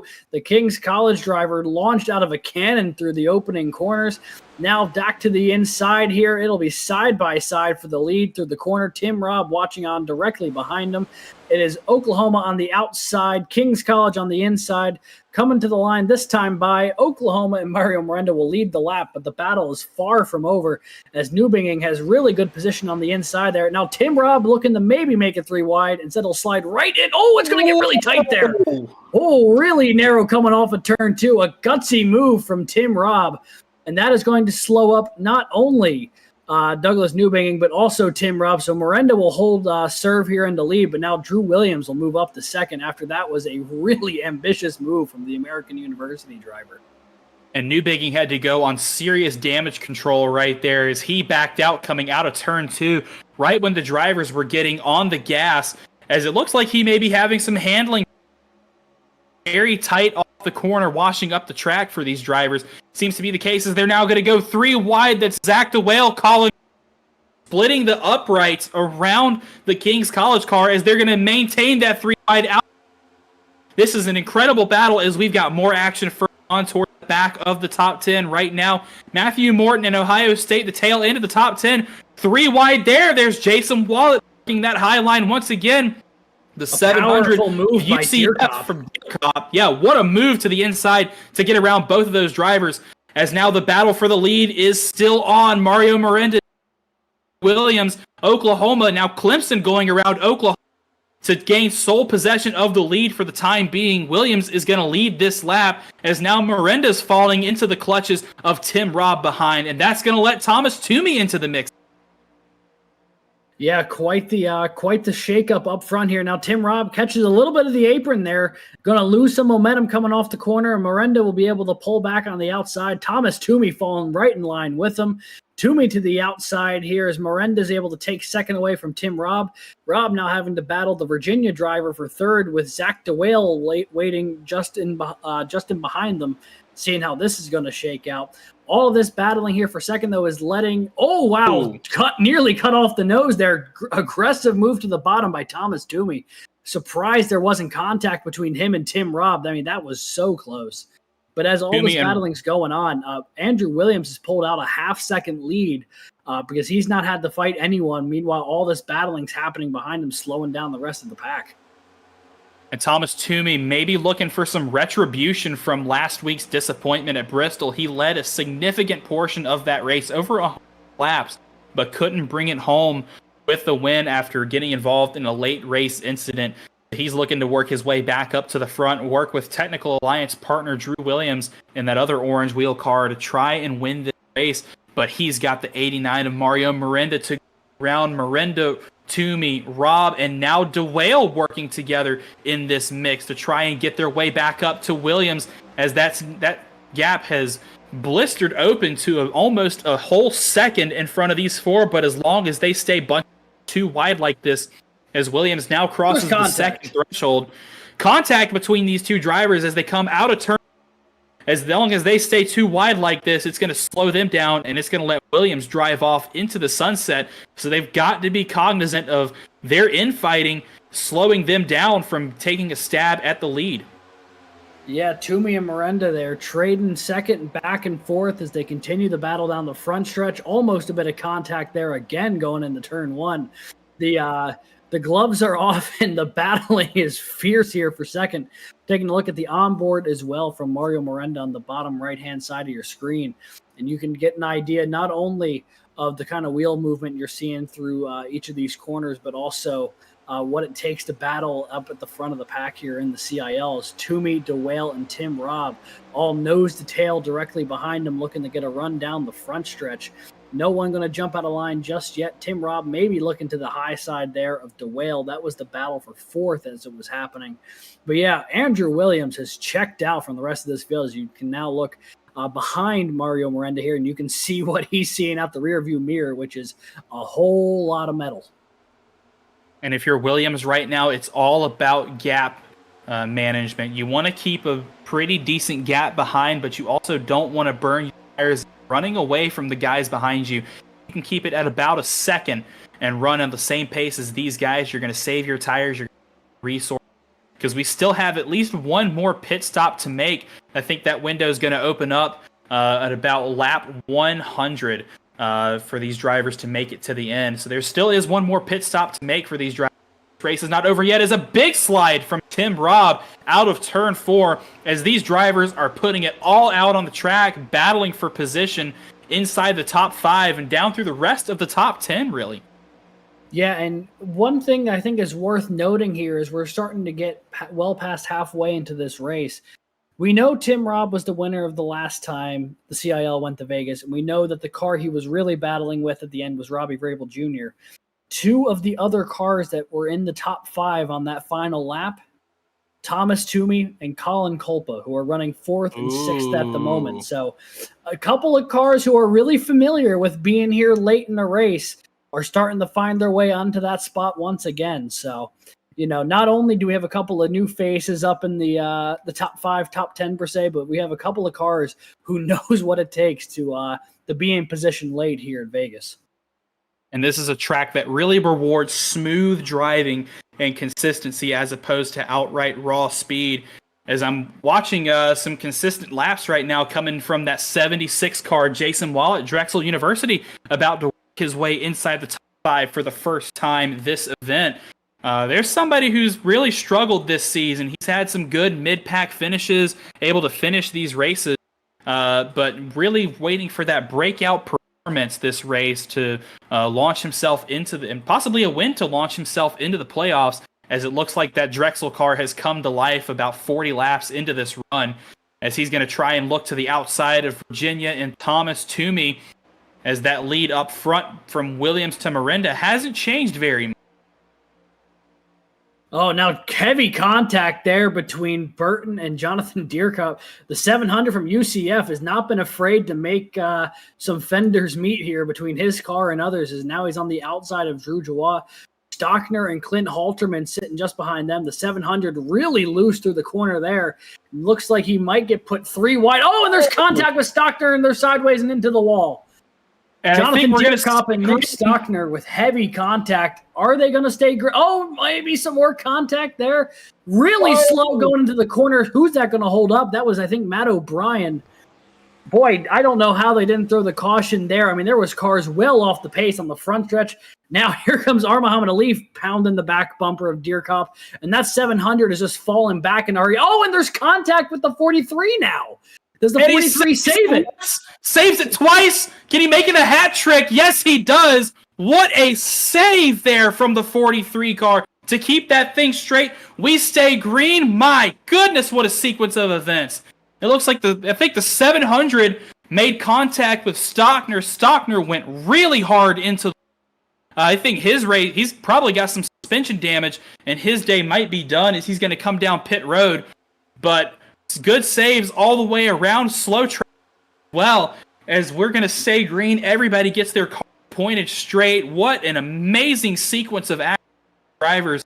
But unfortunate for Stockner, who may have his day ended early, as it looks like the 700 came up and made contact. We saw him get really loose in the middle of the corner, and then the car just gripped up, shot to the outside. Actually, there, Stockner's still on track, but has probably lost a ton of positions and is going to be running a little bit off the pace, I'd imagine.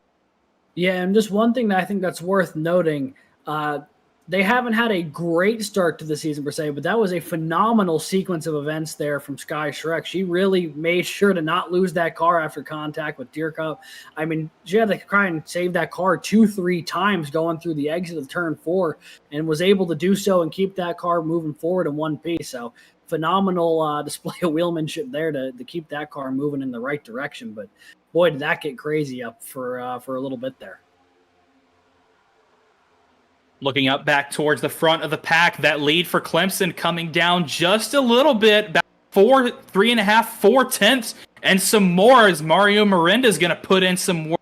Miranda's gotten clear of the battle for third and can now set their sights on Williams up in front, as Williams maybe used up a little of his tire going out into the lead and really putting some space between him and the cars behind, as that gap now down to 6 tenths. Miranda is charging and charging quickly, and I believe that Oklahoma machine is bringing Zach DeWale and St. Clair College with them, as they're going to be 2 wide.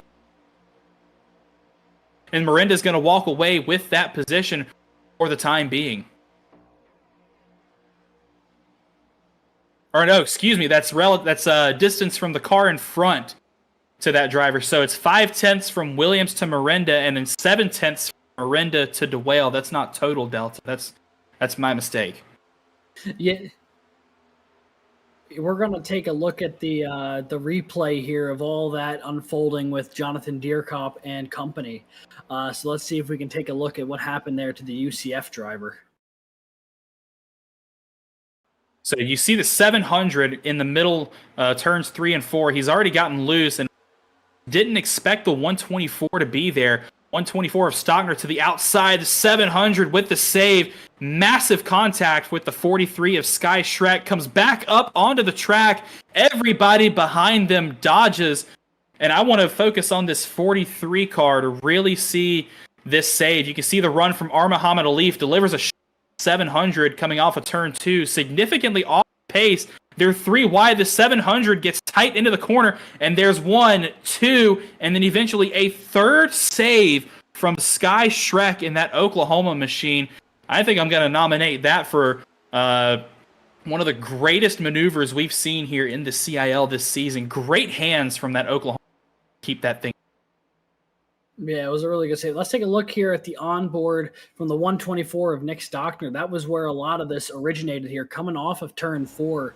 You see Stockner trying. Well, he's right now. This is the backstretch here, and now you see the battle with Jawa and Deerkop. And now coming off of turn 4, Stockner is going to try and make a move to the outside after Deerkop gets loose, and just not enough time for Deerkop to get up and try and take away the spot, and heavy contact between the two. It's honestly kind of a shocker that the 700 was able to get that thing pointed again, and then got a bit of a speed boost when the 43 couldn't get it slowed down in time and really laid the metal onto the back of the 700. Yeah, and a pretty big really shot up into the wall, and I think he had something break on that car. But we're going to return to some on-track action. Here's Wallet and Toomey still going at it for position. Excuse me, that's for 5th, yeah. Yes, Wallet and Toomey. Sorry, I got confused looking at the timing tower, but Wallet working his way up through the field for Drexel, and his new sponsor, Insomnia Cookie, for Wallet. Great to see drivers here in the CIL picking up sponsors left and right, really, it seems, at this rate. But going to town right now, all over the back of that 166 machine for Toomey. This battle is going to continue to heat up as the battle for the lead is starting to heat. Miranda only a 10th and rear bumper of Drew Williams.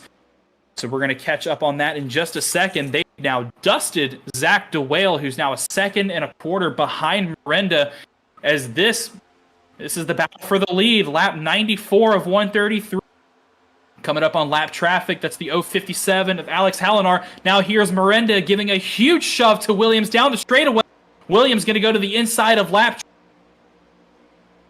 with relative ease. And now Miranda getting the clean air down time this race. And Miranda's going to go to the inside of that Clemson car and try and walk away with this lead. This battle is going to continue to unfold as now Zach DeWale, with that little bit of too wide, is going to get some tow from Hallinar to try and catch his way back up into the battle. Yeah, good pass there from Mario Miranda. The Oklahoma driver takes the lead here on lap 96 and is just pulling away from Williams into the corners of 1 and 2. Whatever he's got going on there through the first 2 corners is just giving him a massive advantage over the Clemson driver right now. And every time he's been going around, he's been gaining several tenths. And you see it again, is now it looks like Williams is bringing it down pit road for what should be his final stop here. So the pit cycle underway here at Vegas for what should be the final time. Green flag pit stops are in effect as you see Andrew Williams making his way down pit road right now. 23 Williams into his box. No troubles there, and they're probably going to put 4 tires and fuel on it, I'd imagine. Williams trying to pull off the undercut here. The pit window just opened on lap 95, and it's going to close at about lap 110 in this 133-lap race. And I think that's going to bring everybody down pit road. There's the 5 of Tim Robb. Little reactionary pit stop for that American University, as Williams is going to get in and out of his box relatively quickly, get back out on track. And I think we're going to start to see the rest of the leaders working their way on pit road. But Williams, the first car among the leaders to come down pit road, we're going to see with how this track eats up tires, we're going to see this pace differential and see how much of a difference it makes, especially with these drivers coming him. As I think that's Zach DeWale coming down pit as Miranda stays out for another lap. Yeah, right now, Mario Miranda's got a lot of clean track to work with once he gets around the 041 of Major Monsivice. And I think right now that's more than enough reason for Miranda to stay out a few more laps here on this green flag pit cycle while there's still clean air. You don't know necessarily where you'll cycle back on track, especially on an oval like this. So maybe just trying to keep the clean air in front of him until the tires really start going away, and then he'll try coming in late and really taking advantage of the freshest tires at the end of a pit cycle. But right now, over a 2-second gap back to Garrett Vighton of Arizona State. But it's worth noting that a lot of these cars are going to get shuffled around because of the pit cycle. So one of the first cars that we need to keep our eyes on will be Clemson's Andrew Williams, who was the one who kicked off this green flag pit cycle that we, at least amongst the lead group. And another lap goes by here with Miranda staying out. So definitely 2 different philosophies on pit strategy here between the Oklahoma and the Clemson camps. Miranda seems to think that I think Miranda is banking on a late race caution. That maybe the caution will come out by the time I guess the inheritor of the lead, Williams, at this point, because he's going to have a significant pace differential on Miranda as well. 10 that have yet to come in, as it looks like Miranda is going to stay out for another lap. Still now 2.5 seconds back to Garrett Vighton. 3, as I think that might be Vighton coming down to pit road, or Vighton getting very loose. As yes, Vighton has come down pit road. You can see him tumbling down the order. But that differential behind from Miranda now to Jason Wallet, that's not the delta that you want to be paying attention to. You got to worry about where the pit in front of you is going to be. If you pit in front of somebody, you're going to be faster and you're eventually going to catch up to them on pace. But if you pit after somebody, you're going to have the fresher tires on the relatives. And even by a margin of 2 or 3 laps or so, that can mean a couple laps. So Miranda may be trying the overcut with these drivers come down pit road. Most of the top 10 has still stayed out. Wallet, Halterman, Leclerc, Cummings, Onofre was worked his way back up inside the top 10 after being involved in that incident about 50 laps ago. Colin Culpa now running P7, Drew Jawa P8 for Chattanooga Tech. And Newbigging now relegated to 9th. Andrew Burrell now the standard bearer for Clemson University. He's the last inside the top 10. Drew Williams back on track. I'm going to take a look and see what those lap times look like. Yeah, it does look like the 23s got a significant advantage in the corners over those cars who have not yet come down pit road. Obviously, the official numbers will tell how much of an advantage those fresh tires are, but from personal experience at Vegas, they can definitely be good for a couple of seconds a lap, especially when they're brand new. So these opening couple laps will be critical here to Williams trying to make up that gap back to Miranda. Now Mario Miranda is coming down pit road. Yep. Jason Wallet will inherit the lead. The Oklahoma driver says now's the time to make it down pit road. And this will be a critical stop here for the 89. Make sure there are no issues into the box good as well. So far, so good right now for the driver of the 89. Williams' last lap was a 30.4, or excuse me, a 30.8.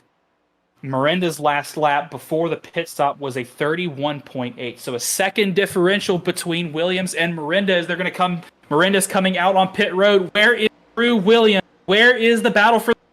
That's Zach DeWale going by. So I think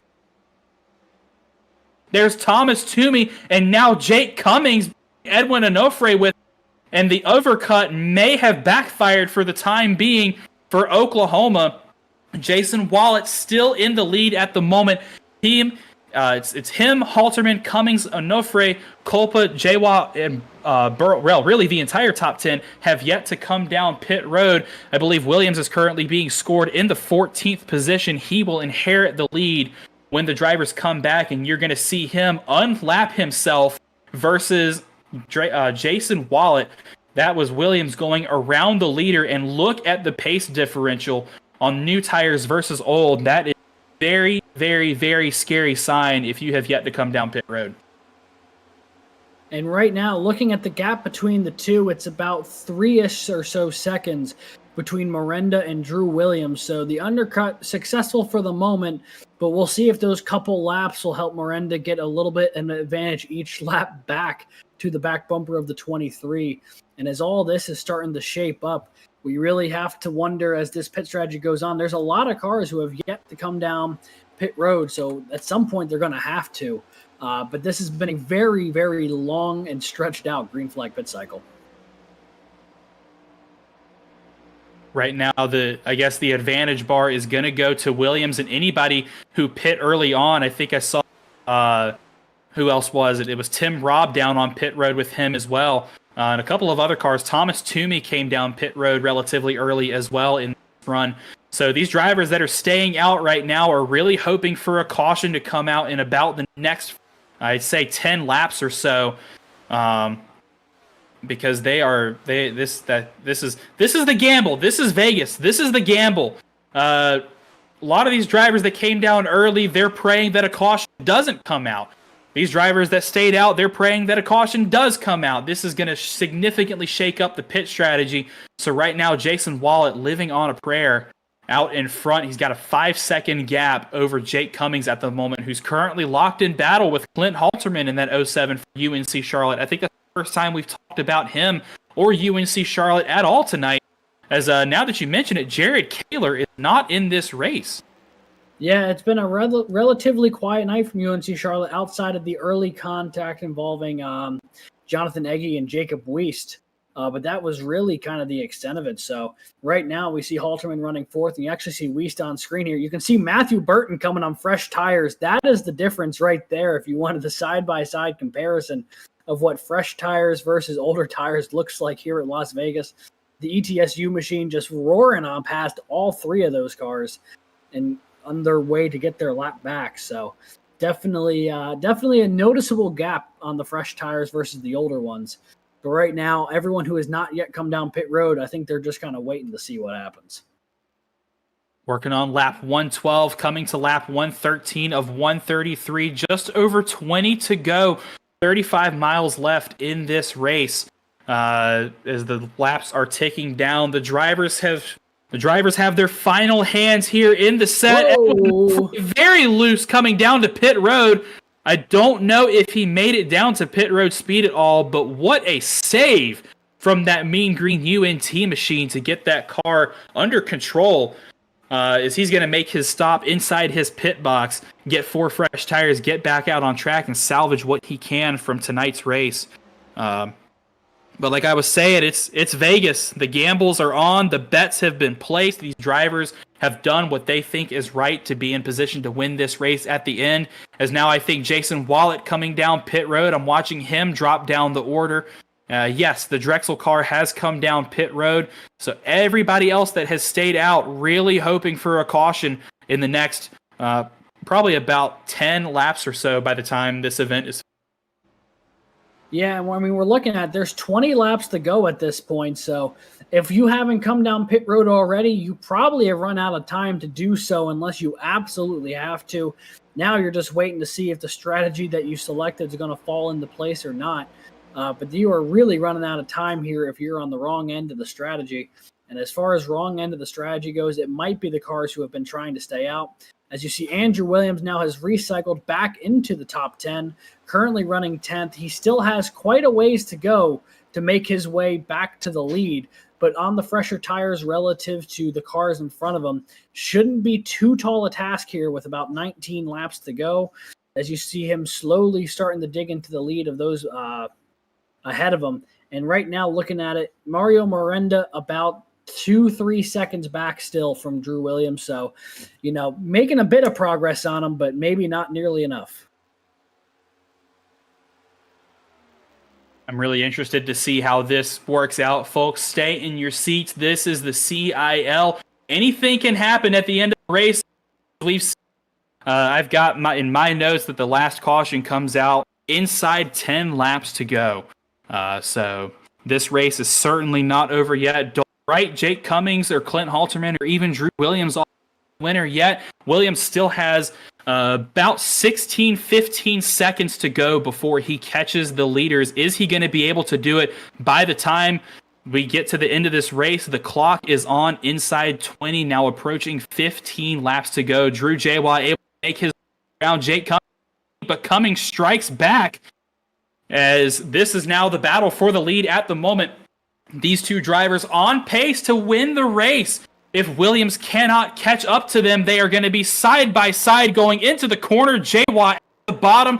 Cummings resurges back around the outside as they're going to try and run away from Clint Halterman just behind. That's the 14 Arizona State machine of Connor Levy as the caution comes out. Boy, did that strategy fall right into the hands of Jake Cummings, Drew Jawa, and Clint Halterman. Wow. What a break there for the cars who had not come down pit road, of which I believe there was 9. Cummings, Jawa, Halterman, Culpa, Burl, O'Brien, Newbinging, DeLong, and Michael Sidor. And I think all 9 of them have now found themselves in prime position to potentially win this race. And this is where the call gets really interesting. You know the leaders are going to come down pit road because the drivers that pitted for new tires are going to be so significantly faster. The question is, of these drivers that pit for new tires, who's going to come down pit road? If you're Williams and you have about 25 lap old tires, the decision is going to be a little harder. Mario Miranda, who's got about 10 lap old tires. So this is going to be a really interesting call. We're going to pay attention to pit road to see who comes down and walks away with the strategy win. But this is the gamble. As you see now, the leaders coming down pit road led by Jim. Great run for them, but they're going to have the new tires to come back on track and work their way up through the field. We've seen that the pace differential is anywhere from about 0.6 to a second a lap, and they're going to be restarting on lap 124. That's going to give them 10 laps to try and work their way up into the field. And I believe everybody has come down pit road. That's Mario Miranda and new bigging down as well. Drew Jawa, Clint Halterman out, as Cummings is going to walk away with the lead of the cars that came down pit road. The 046 of or the 043 of Matt and Drew Williams down pit road. Everybody. So the call has been made. The hands have been shown. Thomas Toomey stays out. He calls his shot. You do what you got to do. Yeah, you do what you got to do. Thomas Toomey wasn't in a position to win this race based off of the initial strategy, and he's saying, I'm taking a shot, I'm going for it, and I'll see what happens here. Definitely going to be on older tires, but, if you get a good restart and, they start battling for second on back, you could break away the way Williams did in that stint in the middle of the race. So I don't hate this call for Thomas Toomey, given where he was running at the moment. He has good pace, and in clean air, that car could really take off. And that's so important to getting good runs is the clean air. We saw the drivers outside of the lead. They just weren't able to get those passes done. They weren't able to get the moves to stick that they needed to. But, when we saw, for example, Mario Miranda, when Miranda got around Williams for the lead, that car shot off like a rocket and he dusted the field because of that clean air. And the dirty air behind really played a detriment to Williams and how he's got his car set up, and he fell back. But this is going to be one heck of a race to the win, as the drivers who stayed out called their shot with the call of the century, probably, or the call of the season here, and they have won that battle tremendously. Now we'll just have to see if it pays off. But let's take a look here at the replay to see what even brought the caution out here with less than 15 laps to go. Looking at the 700 UCF Golden Knights machine of Jonathan Dyerkob, and it looks like contact between him, and that's a Ball State car. Oh, heavy contact. Yeah, that is Kelton Quick. Kelton Quick. And his CIL debut. State, and then Jonathan Dyerkob, heavy contact there. The 700 has not had a nice night for the bodywork. I mean, there's been heavy contact all over the place for the 700 tonight. Ouch. Really heavy contact there. Looks like the hood's back. It found its way back up to the car. But yeah, tough break there for both Dyerkob and for Kelton Quick. Both drivers who have had a good bit of speed so far tonight, but just tough break for them there. But as we're looking at the way this is going to recycle, I'm sure there's going to be a couple of wave around cars. It's a matter of how many. It looks like it'll be Thomas Toomey, Jake Cummings is row 1, Drew Jawa, and Clint Halterman. Oh, is Toomey taking the wave around? I think Toomey took the wave around there. He stayed out to try and get those positions back. I didn't have his car. Now he waited for the pace car to get back around him, so maybe he is rolling off on the front row here. I think he's playing with the pace car driver at this point, which I think we never decided on a name for the pace car. Oh, there was some suggestions in chat from the previous race. We got to go back and look at those. Oh, I got to go see what we had. So Toomey and Cummings will be row 1, row 2, Drew Jawa and Clint Halterman. So definitely some faces who we know have speed, but maybe not necessarily have shown it so far here today, have not had the opportunity to be up front outside of Jay Cummings. One of the ones I'm keeping an eye on as well is Newbinging back in 6th. The King's College driver dominated the early going of this race, but really fell back during the middle stint. Can he make his way back up to the front here in his CIL debut? But right now, it'll be Toomey and Cummings coming to the line. Cards are on the table. The hands are about to be shown. Toomey calling his shot. They're going to approach the Geico restart zone. It's going to be a 10-lap shootout for the win and a spot in the College Cup Series playoffs. Toomey gets the jump, slides up in front of the high line. 10 laps to go here at Vegas. It'll be Toomey up high and Drew Jawad down low. Here comes the 3 to the inside. Gets a really good run along that white line. Can the 3 clear Toomey? Not quite yet. Now he's going to move up to do so. Here comes Jake Cummings up the middle. He's going to get around Toomey as well. Those old tires not working out there for Thomas Toomey. A bit of contact there coming off the corner. Now here goes Newbinging. The 79 sideways. The King's College driver sliding back onto the front stretch. That'll certainly bring out the caution. Oh, and heavy contact for Matthew Nordberg, and he's flipping. Nordberg on his lid as the 79 slid in front of him. Nowhere to go for that NC State driver. And he's going to go for a tumble down the front straightaway. And that, I think, is his 3rd incident of the race. And that car is going to get towed back to pit road as the pace car is going to come out. Massive crash on the front straightaway as it resulted in Newbinging getting turned around. Had such a great race and was challenging for the win in his CIL debut, but a tap gone wrong, and his day is done. That is, I think, the closest thing I will ever be able to compare to Las Vegas Nights, the Ballad of Matthew Nordberg. That car went up and around at least 3 or 4 times down the front stretch off of multiple bits of collision. That was quite the ride there for Matthew Nordberg. I hope he doesn't get motion sick because that horizon must have been flipping on him in a hurry.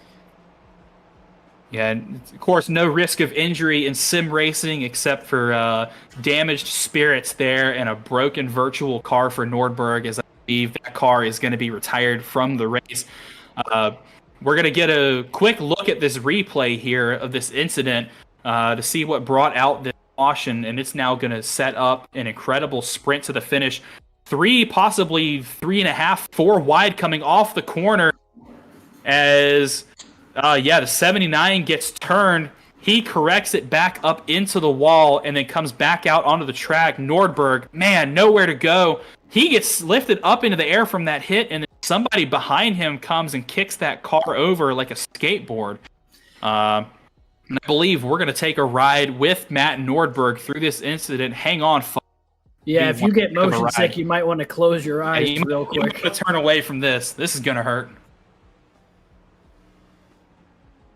Ooh, ouch. So there's the first bit of contact, and then there's where it gets up and over. Golly. I think Nordberg expected the 79 to not come back down the track, so he was holding the middle line, and then the 79 came back down, just nowhere for him to go, and you can see tumbling, barrel rolling down the front straightaway goes the NC State driver. Even in slow motion, this is making my stomach churn. Whoa! What a view there of Dylan Godinez rolling on by. The 808 getting directly under the 076 of Matt Nordberg there. But and comes to a stop on all fours. Sticks the landing. We'll say sticks the landing, but there is not much car of that left. As you can see, that NC State machine has seen better days. There is no more hood, left front fender. The right side's all caved in. The hoods or the nose is all caved in. There's very little left of that car. And that's just what the iRacing damage model's willing to show. But with that caution, Zach, I mean, when they go, they'll be barely more than a green-white checkered when we go green here again. Yeah, I think it's going to be a 4-lap shootout for the win here in the Jackpot 200. Thomas Toomey lost out big there. He made the call, and the cards just didn't go in his favor. He's going to lose out big time. And now that's going to give control to Drew Jawad, who's been runner-up a couple times this season. He's looking for first win in the CIL. The rookies coming out to play this year, even more so than last season. Drew Jawa in the driver's seat to win this race, as he's going to have 4 or 5 laps left in this event. Jake Cummings to his outside. Colin Culpa, points leader at the moment, is going to be right behind him. Culpa eager to find his first win in the CIL as well. He's going to be looking for that. But a whole gaggle of drivers. It's going to be Matt O'Brien to Culpa's outside. O'Brien, of course, the winner last week at Bristol. Clint Halterman behind Culpa. All of these drivers are in to win this race. Now, one thing to mention, we do have one CIL overtime attempt. So if we get a caution inside these last about 4 or 5 laps or so, then we're going to go to overtime and have a green-white checker finish. But if the leader takes the white flag, then the race is official and the next flag will end it. So Drew Jawa has his task cut out for him. He's workload set ahead. He's got every card is on the table. The hands have been shown, and it's time to tally up who wins all the money. Money, of course, figuratively. I wish there was cash in this. But Drew Jawa, the control car for Chattahoochee Tech. Wingate University's Jake Cummings, the 007 side, as the pace car is going to make the hard left onto pit road now. And the drivers are going to approach the Geico restart zone. Barney's got the green flag in hand, hopefully for the time tonight. Jawa hits the restart zone, slams the gas pedal, and we are racing for the win here in Vegas. Here they go in the turn 1. Jawa's got the advantage right now over Jake Cummings, but here comes Colin Culpa to the inside maybe. The 100 machine's got a nose to the edge there. Oh, Matt O'Brien in the wall a little bit. Everyone's going to shuffle around 3 wide now going into turn 3. O'Brien will clear Williams. Here comes Halterman to the inside as well. Right now, though, everything kind of getting sorted out behind, but it'll be a 2-car race for the caution's out. The caution's out farther on back. And that's going to take us to CIL overtime twice in the last 2 races. We're going to be set up for another barnstormer of a finish. Yeah, this is shaping up quite similarly to the last CIL race at Vegas. That is Andrew Stagey with the engines gone on that thing, smoke billowing out of the back of that Ball State machine. Whatever happened to him was not pretty, that's for sure. Yeah, and he was having a pretty good day, too. I think I saw him work his way inside the top 20 at one point for Ball State. But unfortunate to see his day is done. Looks like I don't see much physical. Oh, yeah, he must have gotten turned into the... Because the front of that car is pretty much destroyed. Yeah. Yeah, the sides look fine, but it's the front of that car that looks like someone hit it with a frying pan, and that is all the smoke coming out the rear end. That thing has seen better days, so we'll have to take a look at the replay here in a moment. But one thing I'd like to shout out real quick while we have a second.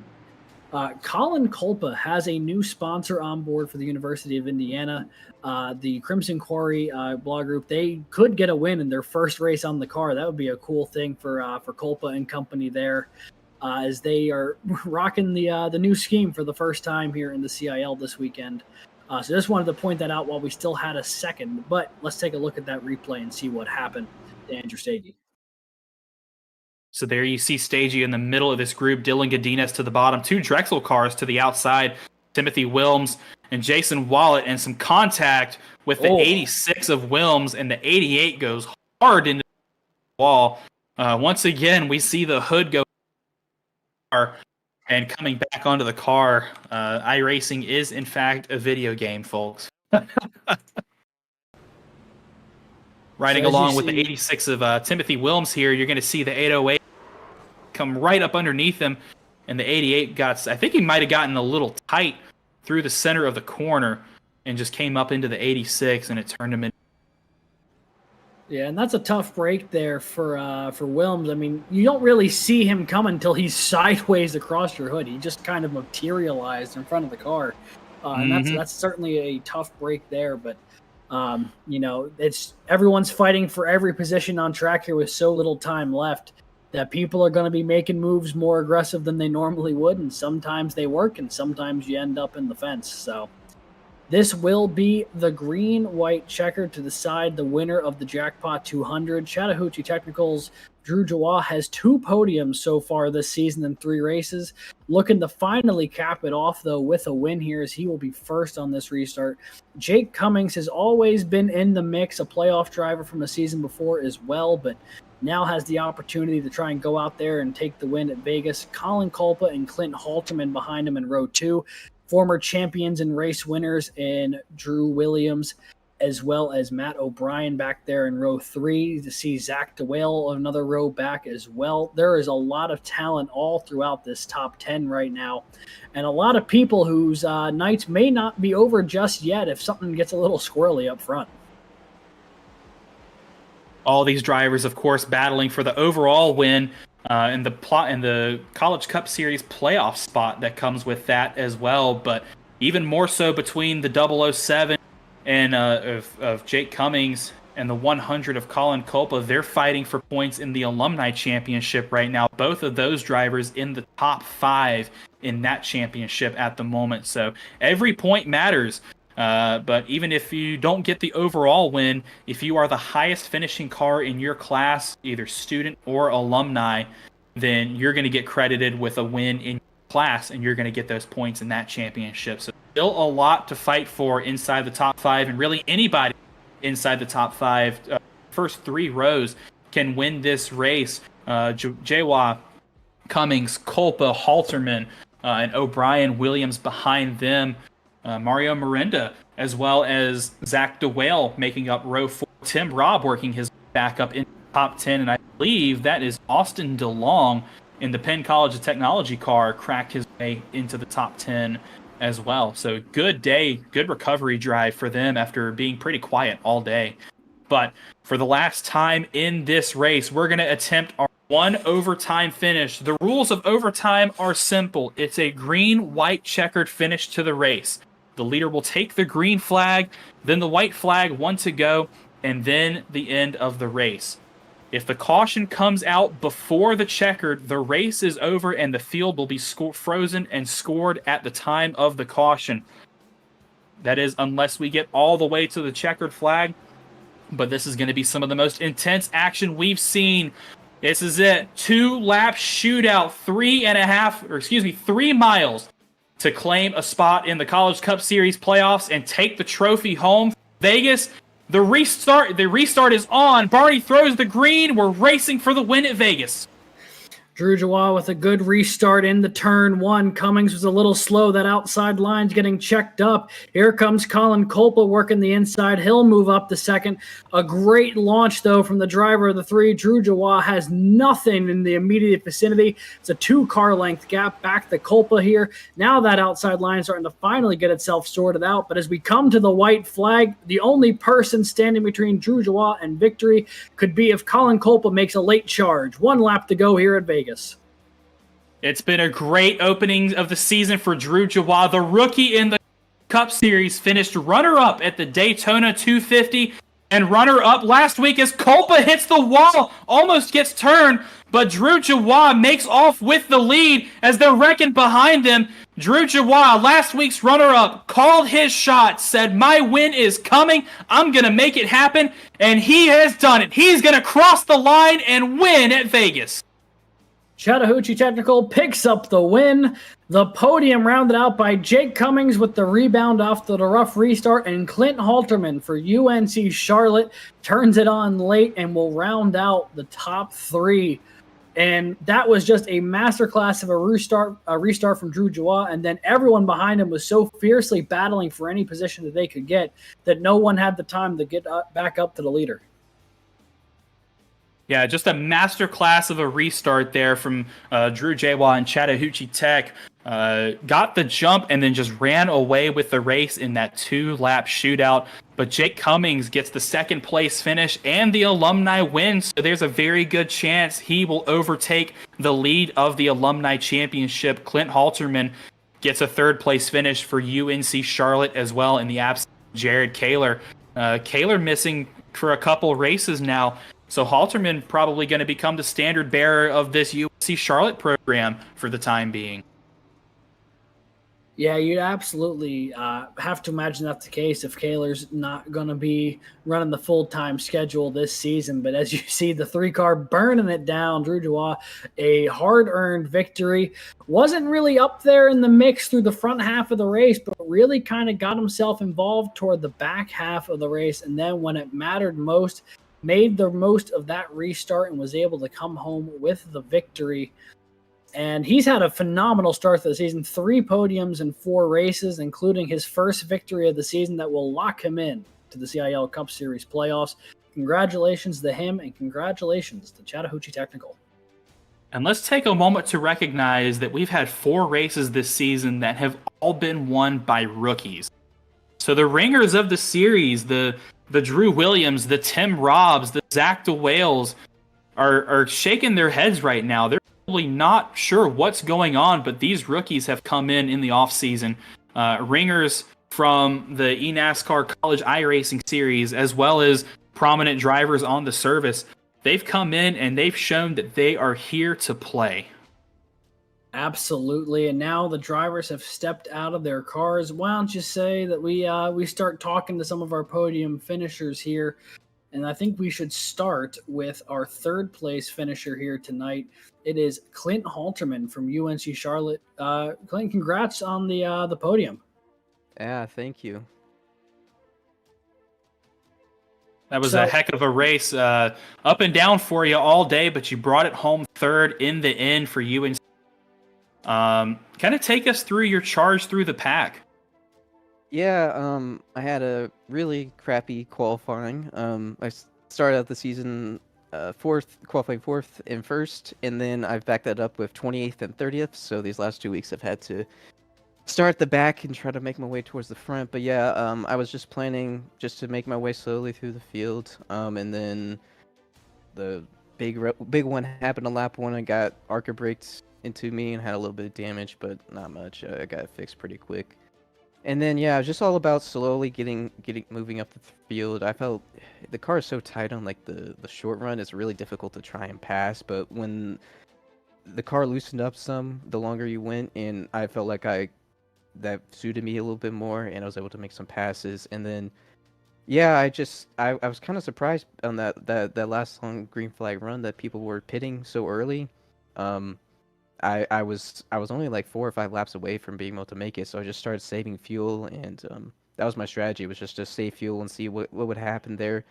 Mostly because every time I've short pitted, it screwed me, so I figured let's just go for the overcut, and it worked this time. And I don't know if that last caution came out before that long run happened, if the guys who pitted would have been able to catch me, but I was really, really close to being able to make it, and the rate I was saving was going to be to make it. But yeah, really happy to pull out a P3 somehow out of this race. Didn't feel very fast, but yeah. Well, with you being able to pull a P3 from the jaws of obscurity, as they would say, does this give you some momentum moving forward for the rest of the season here after maybe not necessarily the best run, but a really strong result to cap off your weekend here in Vegas? Yeah, for sure. Just being able to same thing happened at Bristol. Like pulled out a top 5 there. Just I didn't feel really fast at last week or this week, and just being able to pull out such a good result like that, really out of thin air, it feels like, is really good for tracks that I feel a little bit more comfortable with. Of course, I'm eyeing up Watkins Glen, of course, towards the end of the season. But yeah, so it's nice to pull out good results at tracks that I'm not super.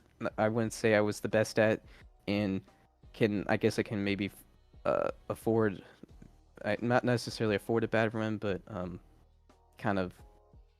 It replaces maybe in case I have a bad run at a track, then I feel a little bit better at. Well, Clint, congratulations. But before we let you go celebrate this victory with your teammates, this podium with your teammates, is there anybody you'd like to shout out or thank here on stream? Yeah, I like to thank my friends and family. Like my roommate, roommate Jared. Ironically, it's not Jared Kaler, but ironically has the same name, same name as Jared. And then my other friend Benet, who was watching along with me, trying to battle my way through. They usually watch along while I race on Monday nights. So yeah, thanks to them, and yeah, just that's who I want to shout out, and thanks to y'all for putting on this broadcast and putting on the show every week. Tons of support and a huge momentum boost going into the rest of the season to mount a charge to the playoffs. Congratulations, Clint. Hopefully we will see you back here in the booth sometime soon. All right, thank you guys. That was our third place finisher tonight from the University of North Carolina at Charlotte, Clint Halterman in the 07 car.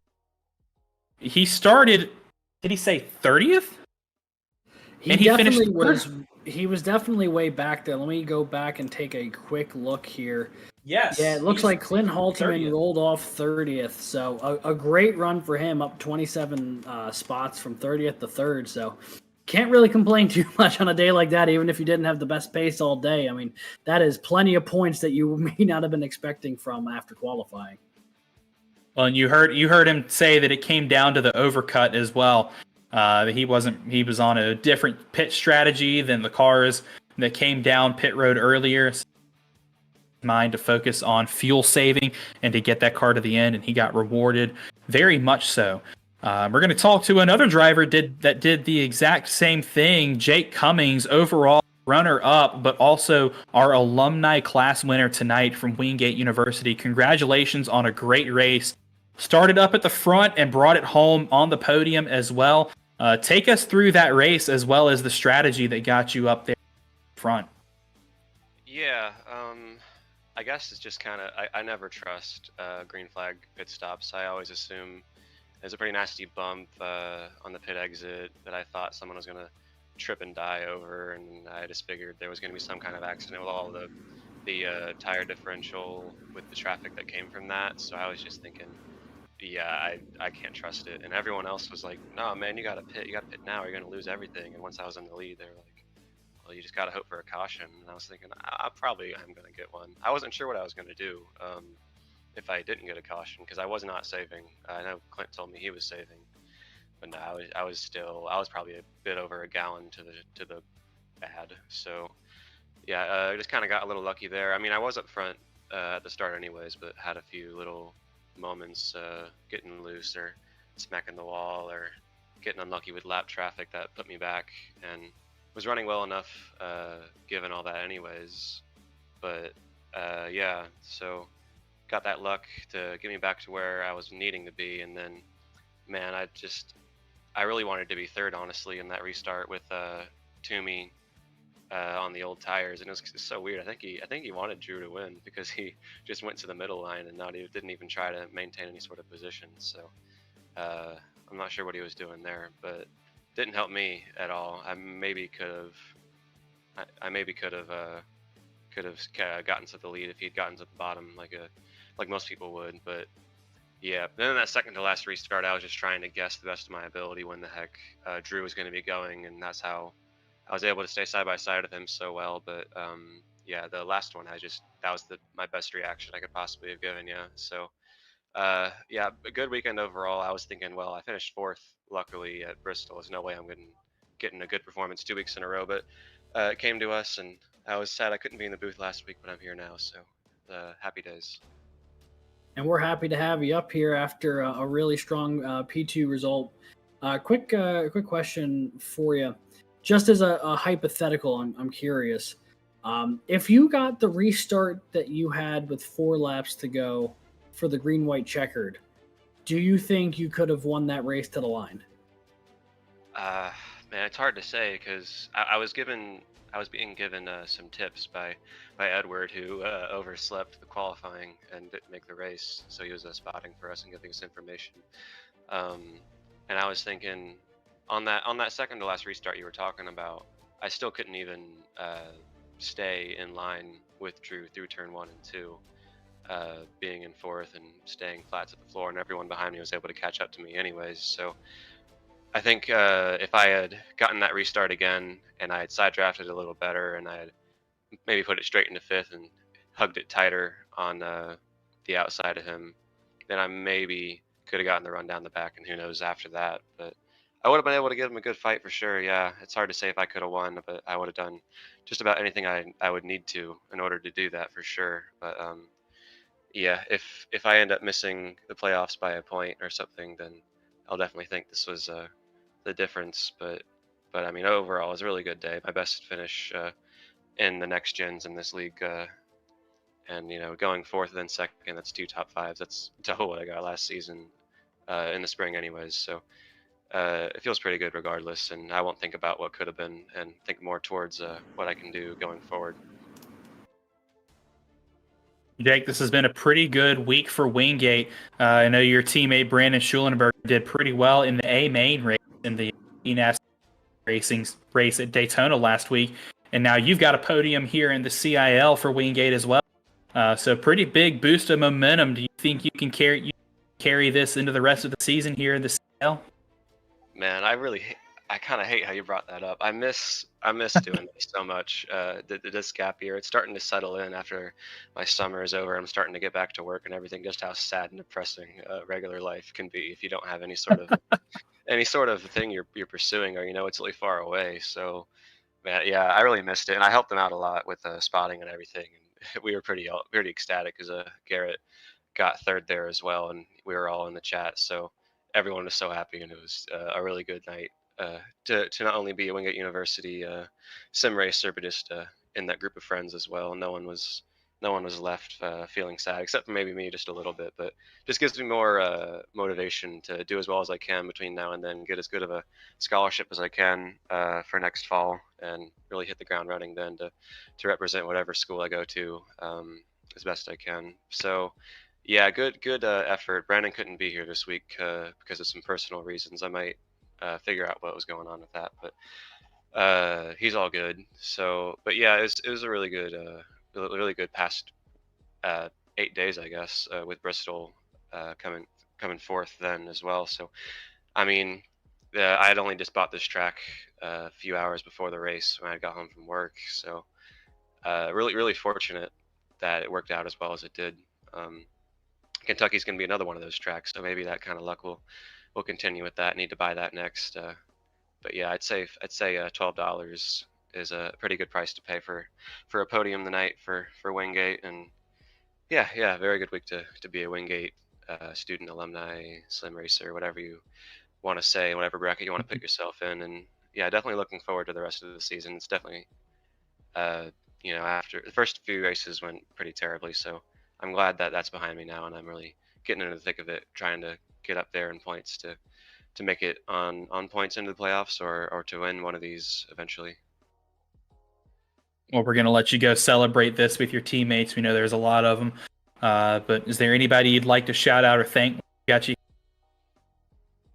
Yeah, not really to thank because he wasn't here, but I do just want to shout out Brandon once again for that awesome performance. He was I'm not sure if you guys were being very keen-eyed, but he had had to serve a black flag on the second to last restart, and he was about half a lap from going a lap down as they were coming to the white when they wrecked. So it was such a great performance from him, and he got really lucky. But yeah, he kept his foot in it, sent it when he needed to during that last wreck, and boy, it was really a really happy moment. So shout out to Brandon for that awesome performance once again. Gotta milk that for what it's worth all season long, and no matter what he does the rest of the academic year, he can go away knowing that he made infinity times more scholarship money doing that than I did in my year and a half doing it so far. So yeah, shout out to Brandon, and yeah, I guess that's it.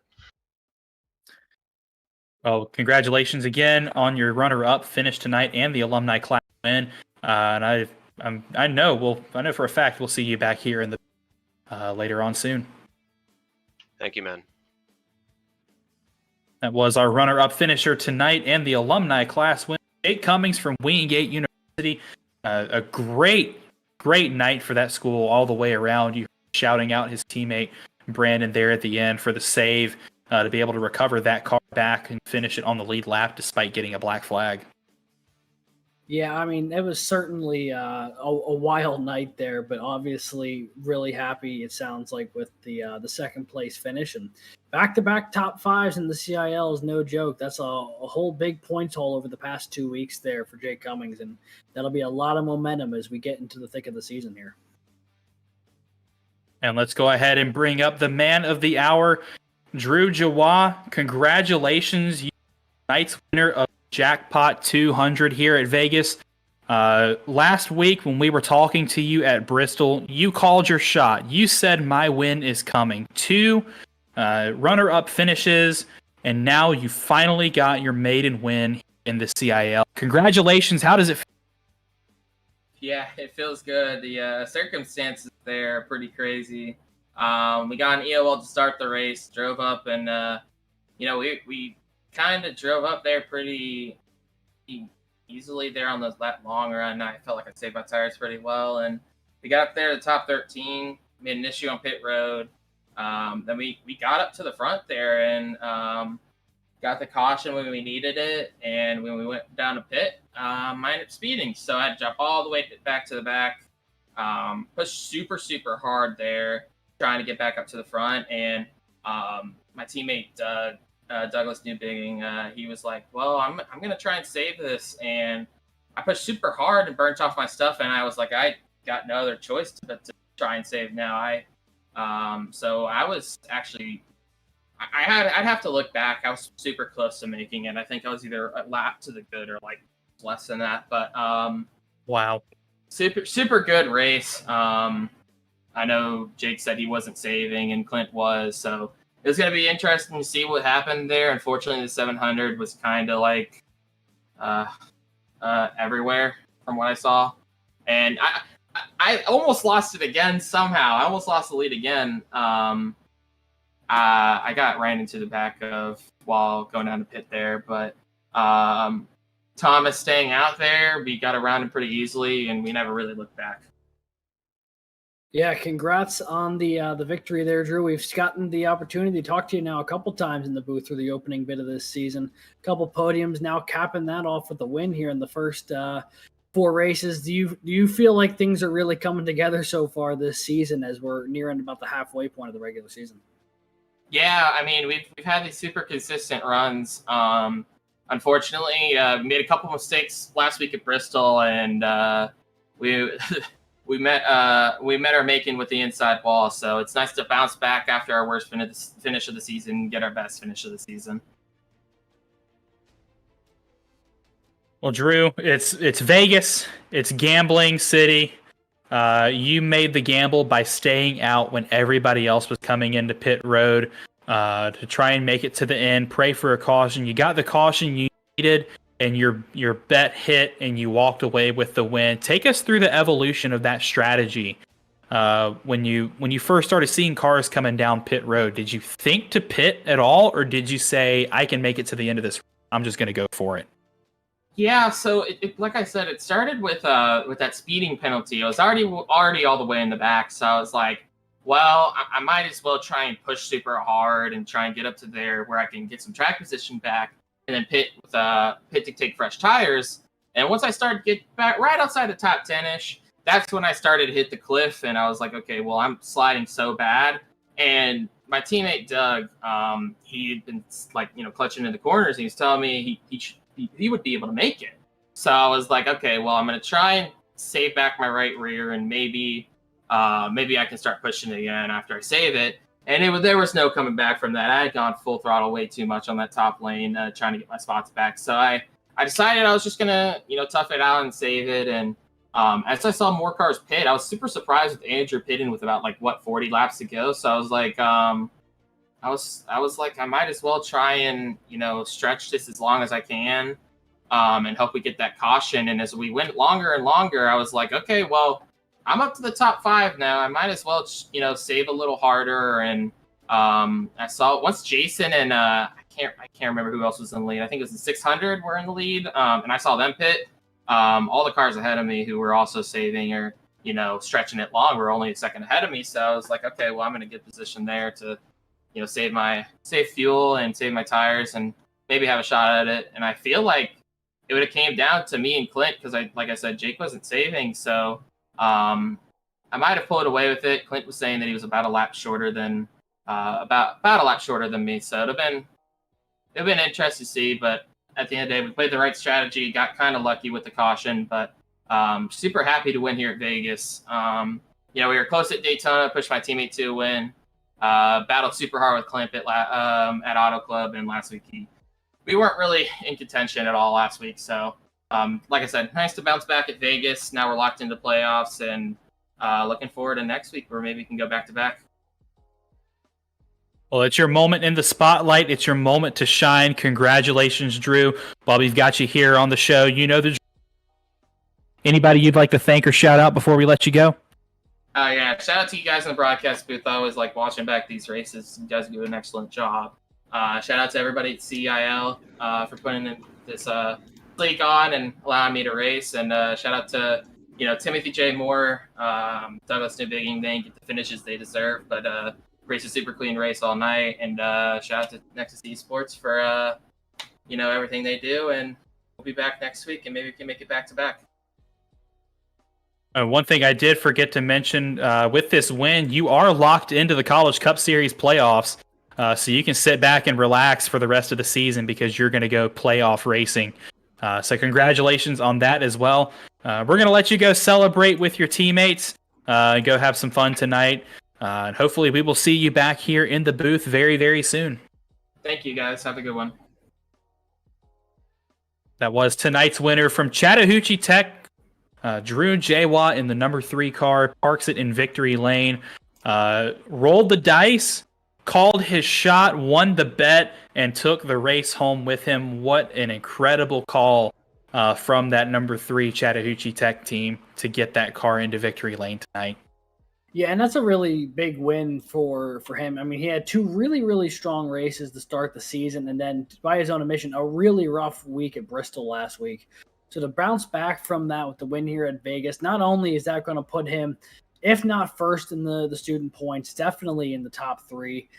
Got the win to lock himself into the playoffs. There's a lot of things to be happy about right now, I think, if you're Drew Jawa or any of the Nexus Esports guys, now having 2 drivers of that technical alliance into the College Cup Series playoffs. And is it too early maybe to call my shot and say that Jawa is the championship favorite at this point? He's been on the podium 3 times, 2 runner-ups and a win, and he's got a ton of momentum going on into the season. It's clear that this guy knows what he's doing behind the wheel of these next-gen cars, and I think he could go all the way. I'm gonna go ahead and call it right now. I think Jawa wins this championship. I don't want to curse him, so if you don't win, don't come knocking on my door. But I think he's got a really good shot at walking away with the title this year. It might be a little preemptive given that it's only the 4th race of the season, but hey, if that's the pick you're going to make, by all means. I'm not going to make my pick just yet because I think, it's a wee bit premature after only 4 races to be like, yep, that's my guy. But of the first 4 races, yes, I would agree that he has probably been the most consistent of anybody through the opening 4. But there's still another 5 races to go in this regular season, an entire playoff round, and then the championship. There's so many things that could happen between now and then. So I'll let you stick to that pick, and I won't let you forget it if that doesn't pan out the way you think it's going to.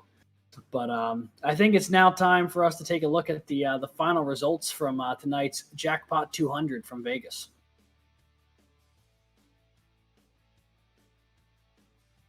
The big winner tonight from Chattahoochee Tech, Drew Jawa, finally finds victory round number 4 of the College Cup Series. Runner-up finish goes to Jake Cummings from Wingate University. He'll walk away with the alumni win as well and will assume the lead of the alumni championship at this point. Clint Halterman brings it home 3rd for UNC Charlotte in the absence of teammate Jared Kaler and reigning series champion. Tim Robb finishes 4th for American University after having an incredible day. Andrew Williams, a night to forget for him and Clemson University, lost the race on strategy, but still rounds out the top 5. Great finish for the Tigers and Williams. Zach DeWale for St. Clair College will bring it home P6. 7th goes to Matt O'Brien, last week's winner from Michigan Tech. Mario Mirinda finishes 8th overall for the University of Oklahoma. Matthew Morton 9th for Ohio State University. And Athena LeClaire, the 2nd car for St. Clair in the top 10. Great day to be a Saints iRacing Academy. Yeah, they had a couple of cars in the top 10, a really strong result there. Colin Kolpa, the points leader coming into today's race, will bring it home 11th for Indiana. Sky Shrek for the University of Oklahoma, strong finish there, finishing P12. Michael Sidor from the Penn College of Technology will bring it home 13th.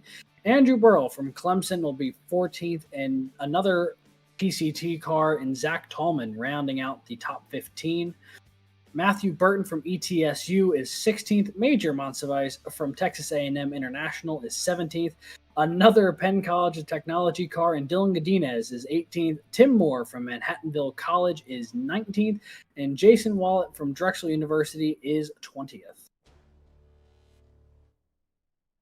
21st, I believe, is Logan Smith from Auburn University, who joined a bit late, so we don't have the official graphic up there just yet. Edwin Onofre from the University of North Texas, 22nd. Thomas Toomey from the University of Virginia, 23rd.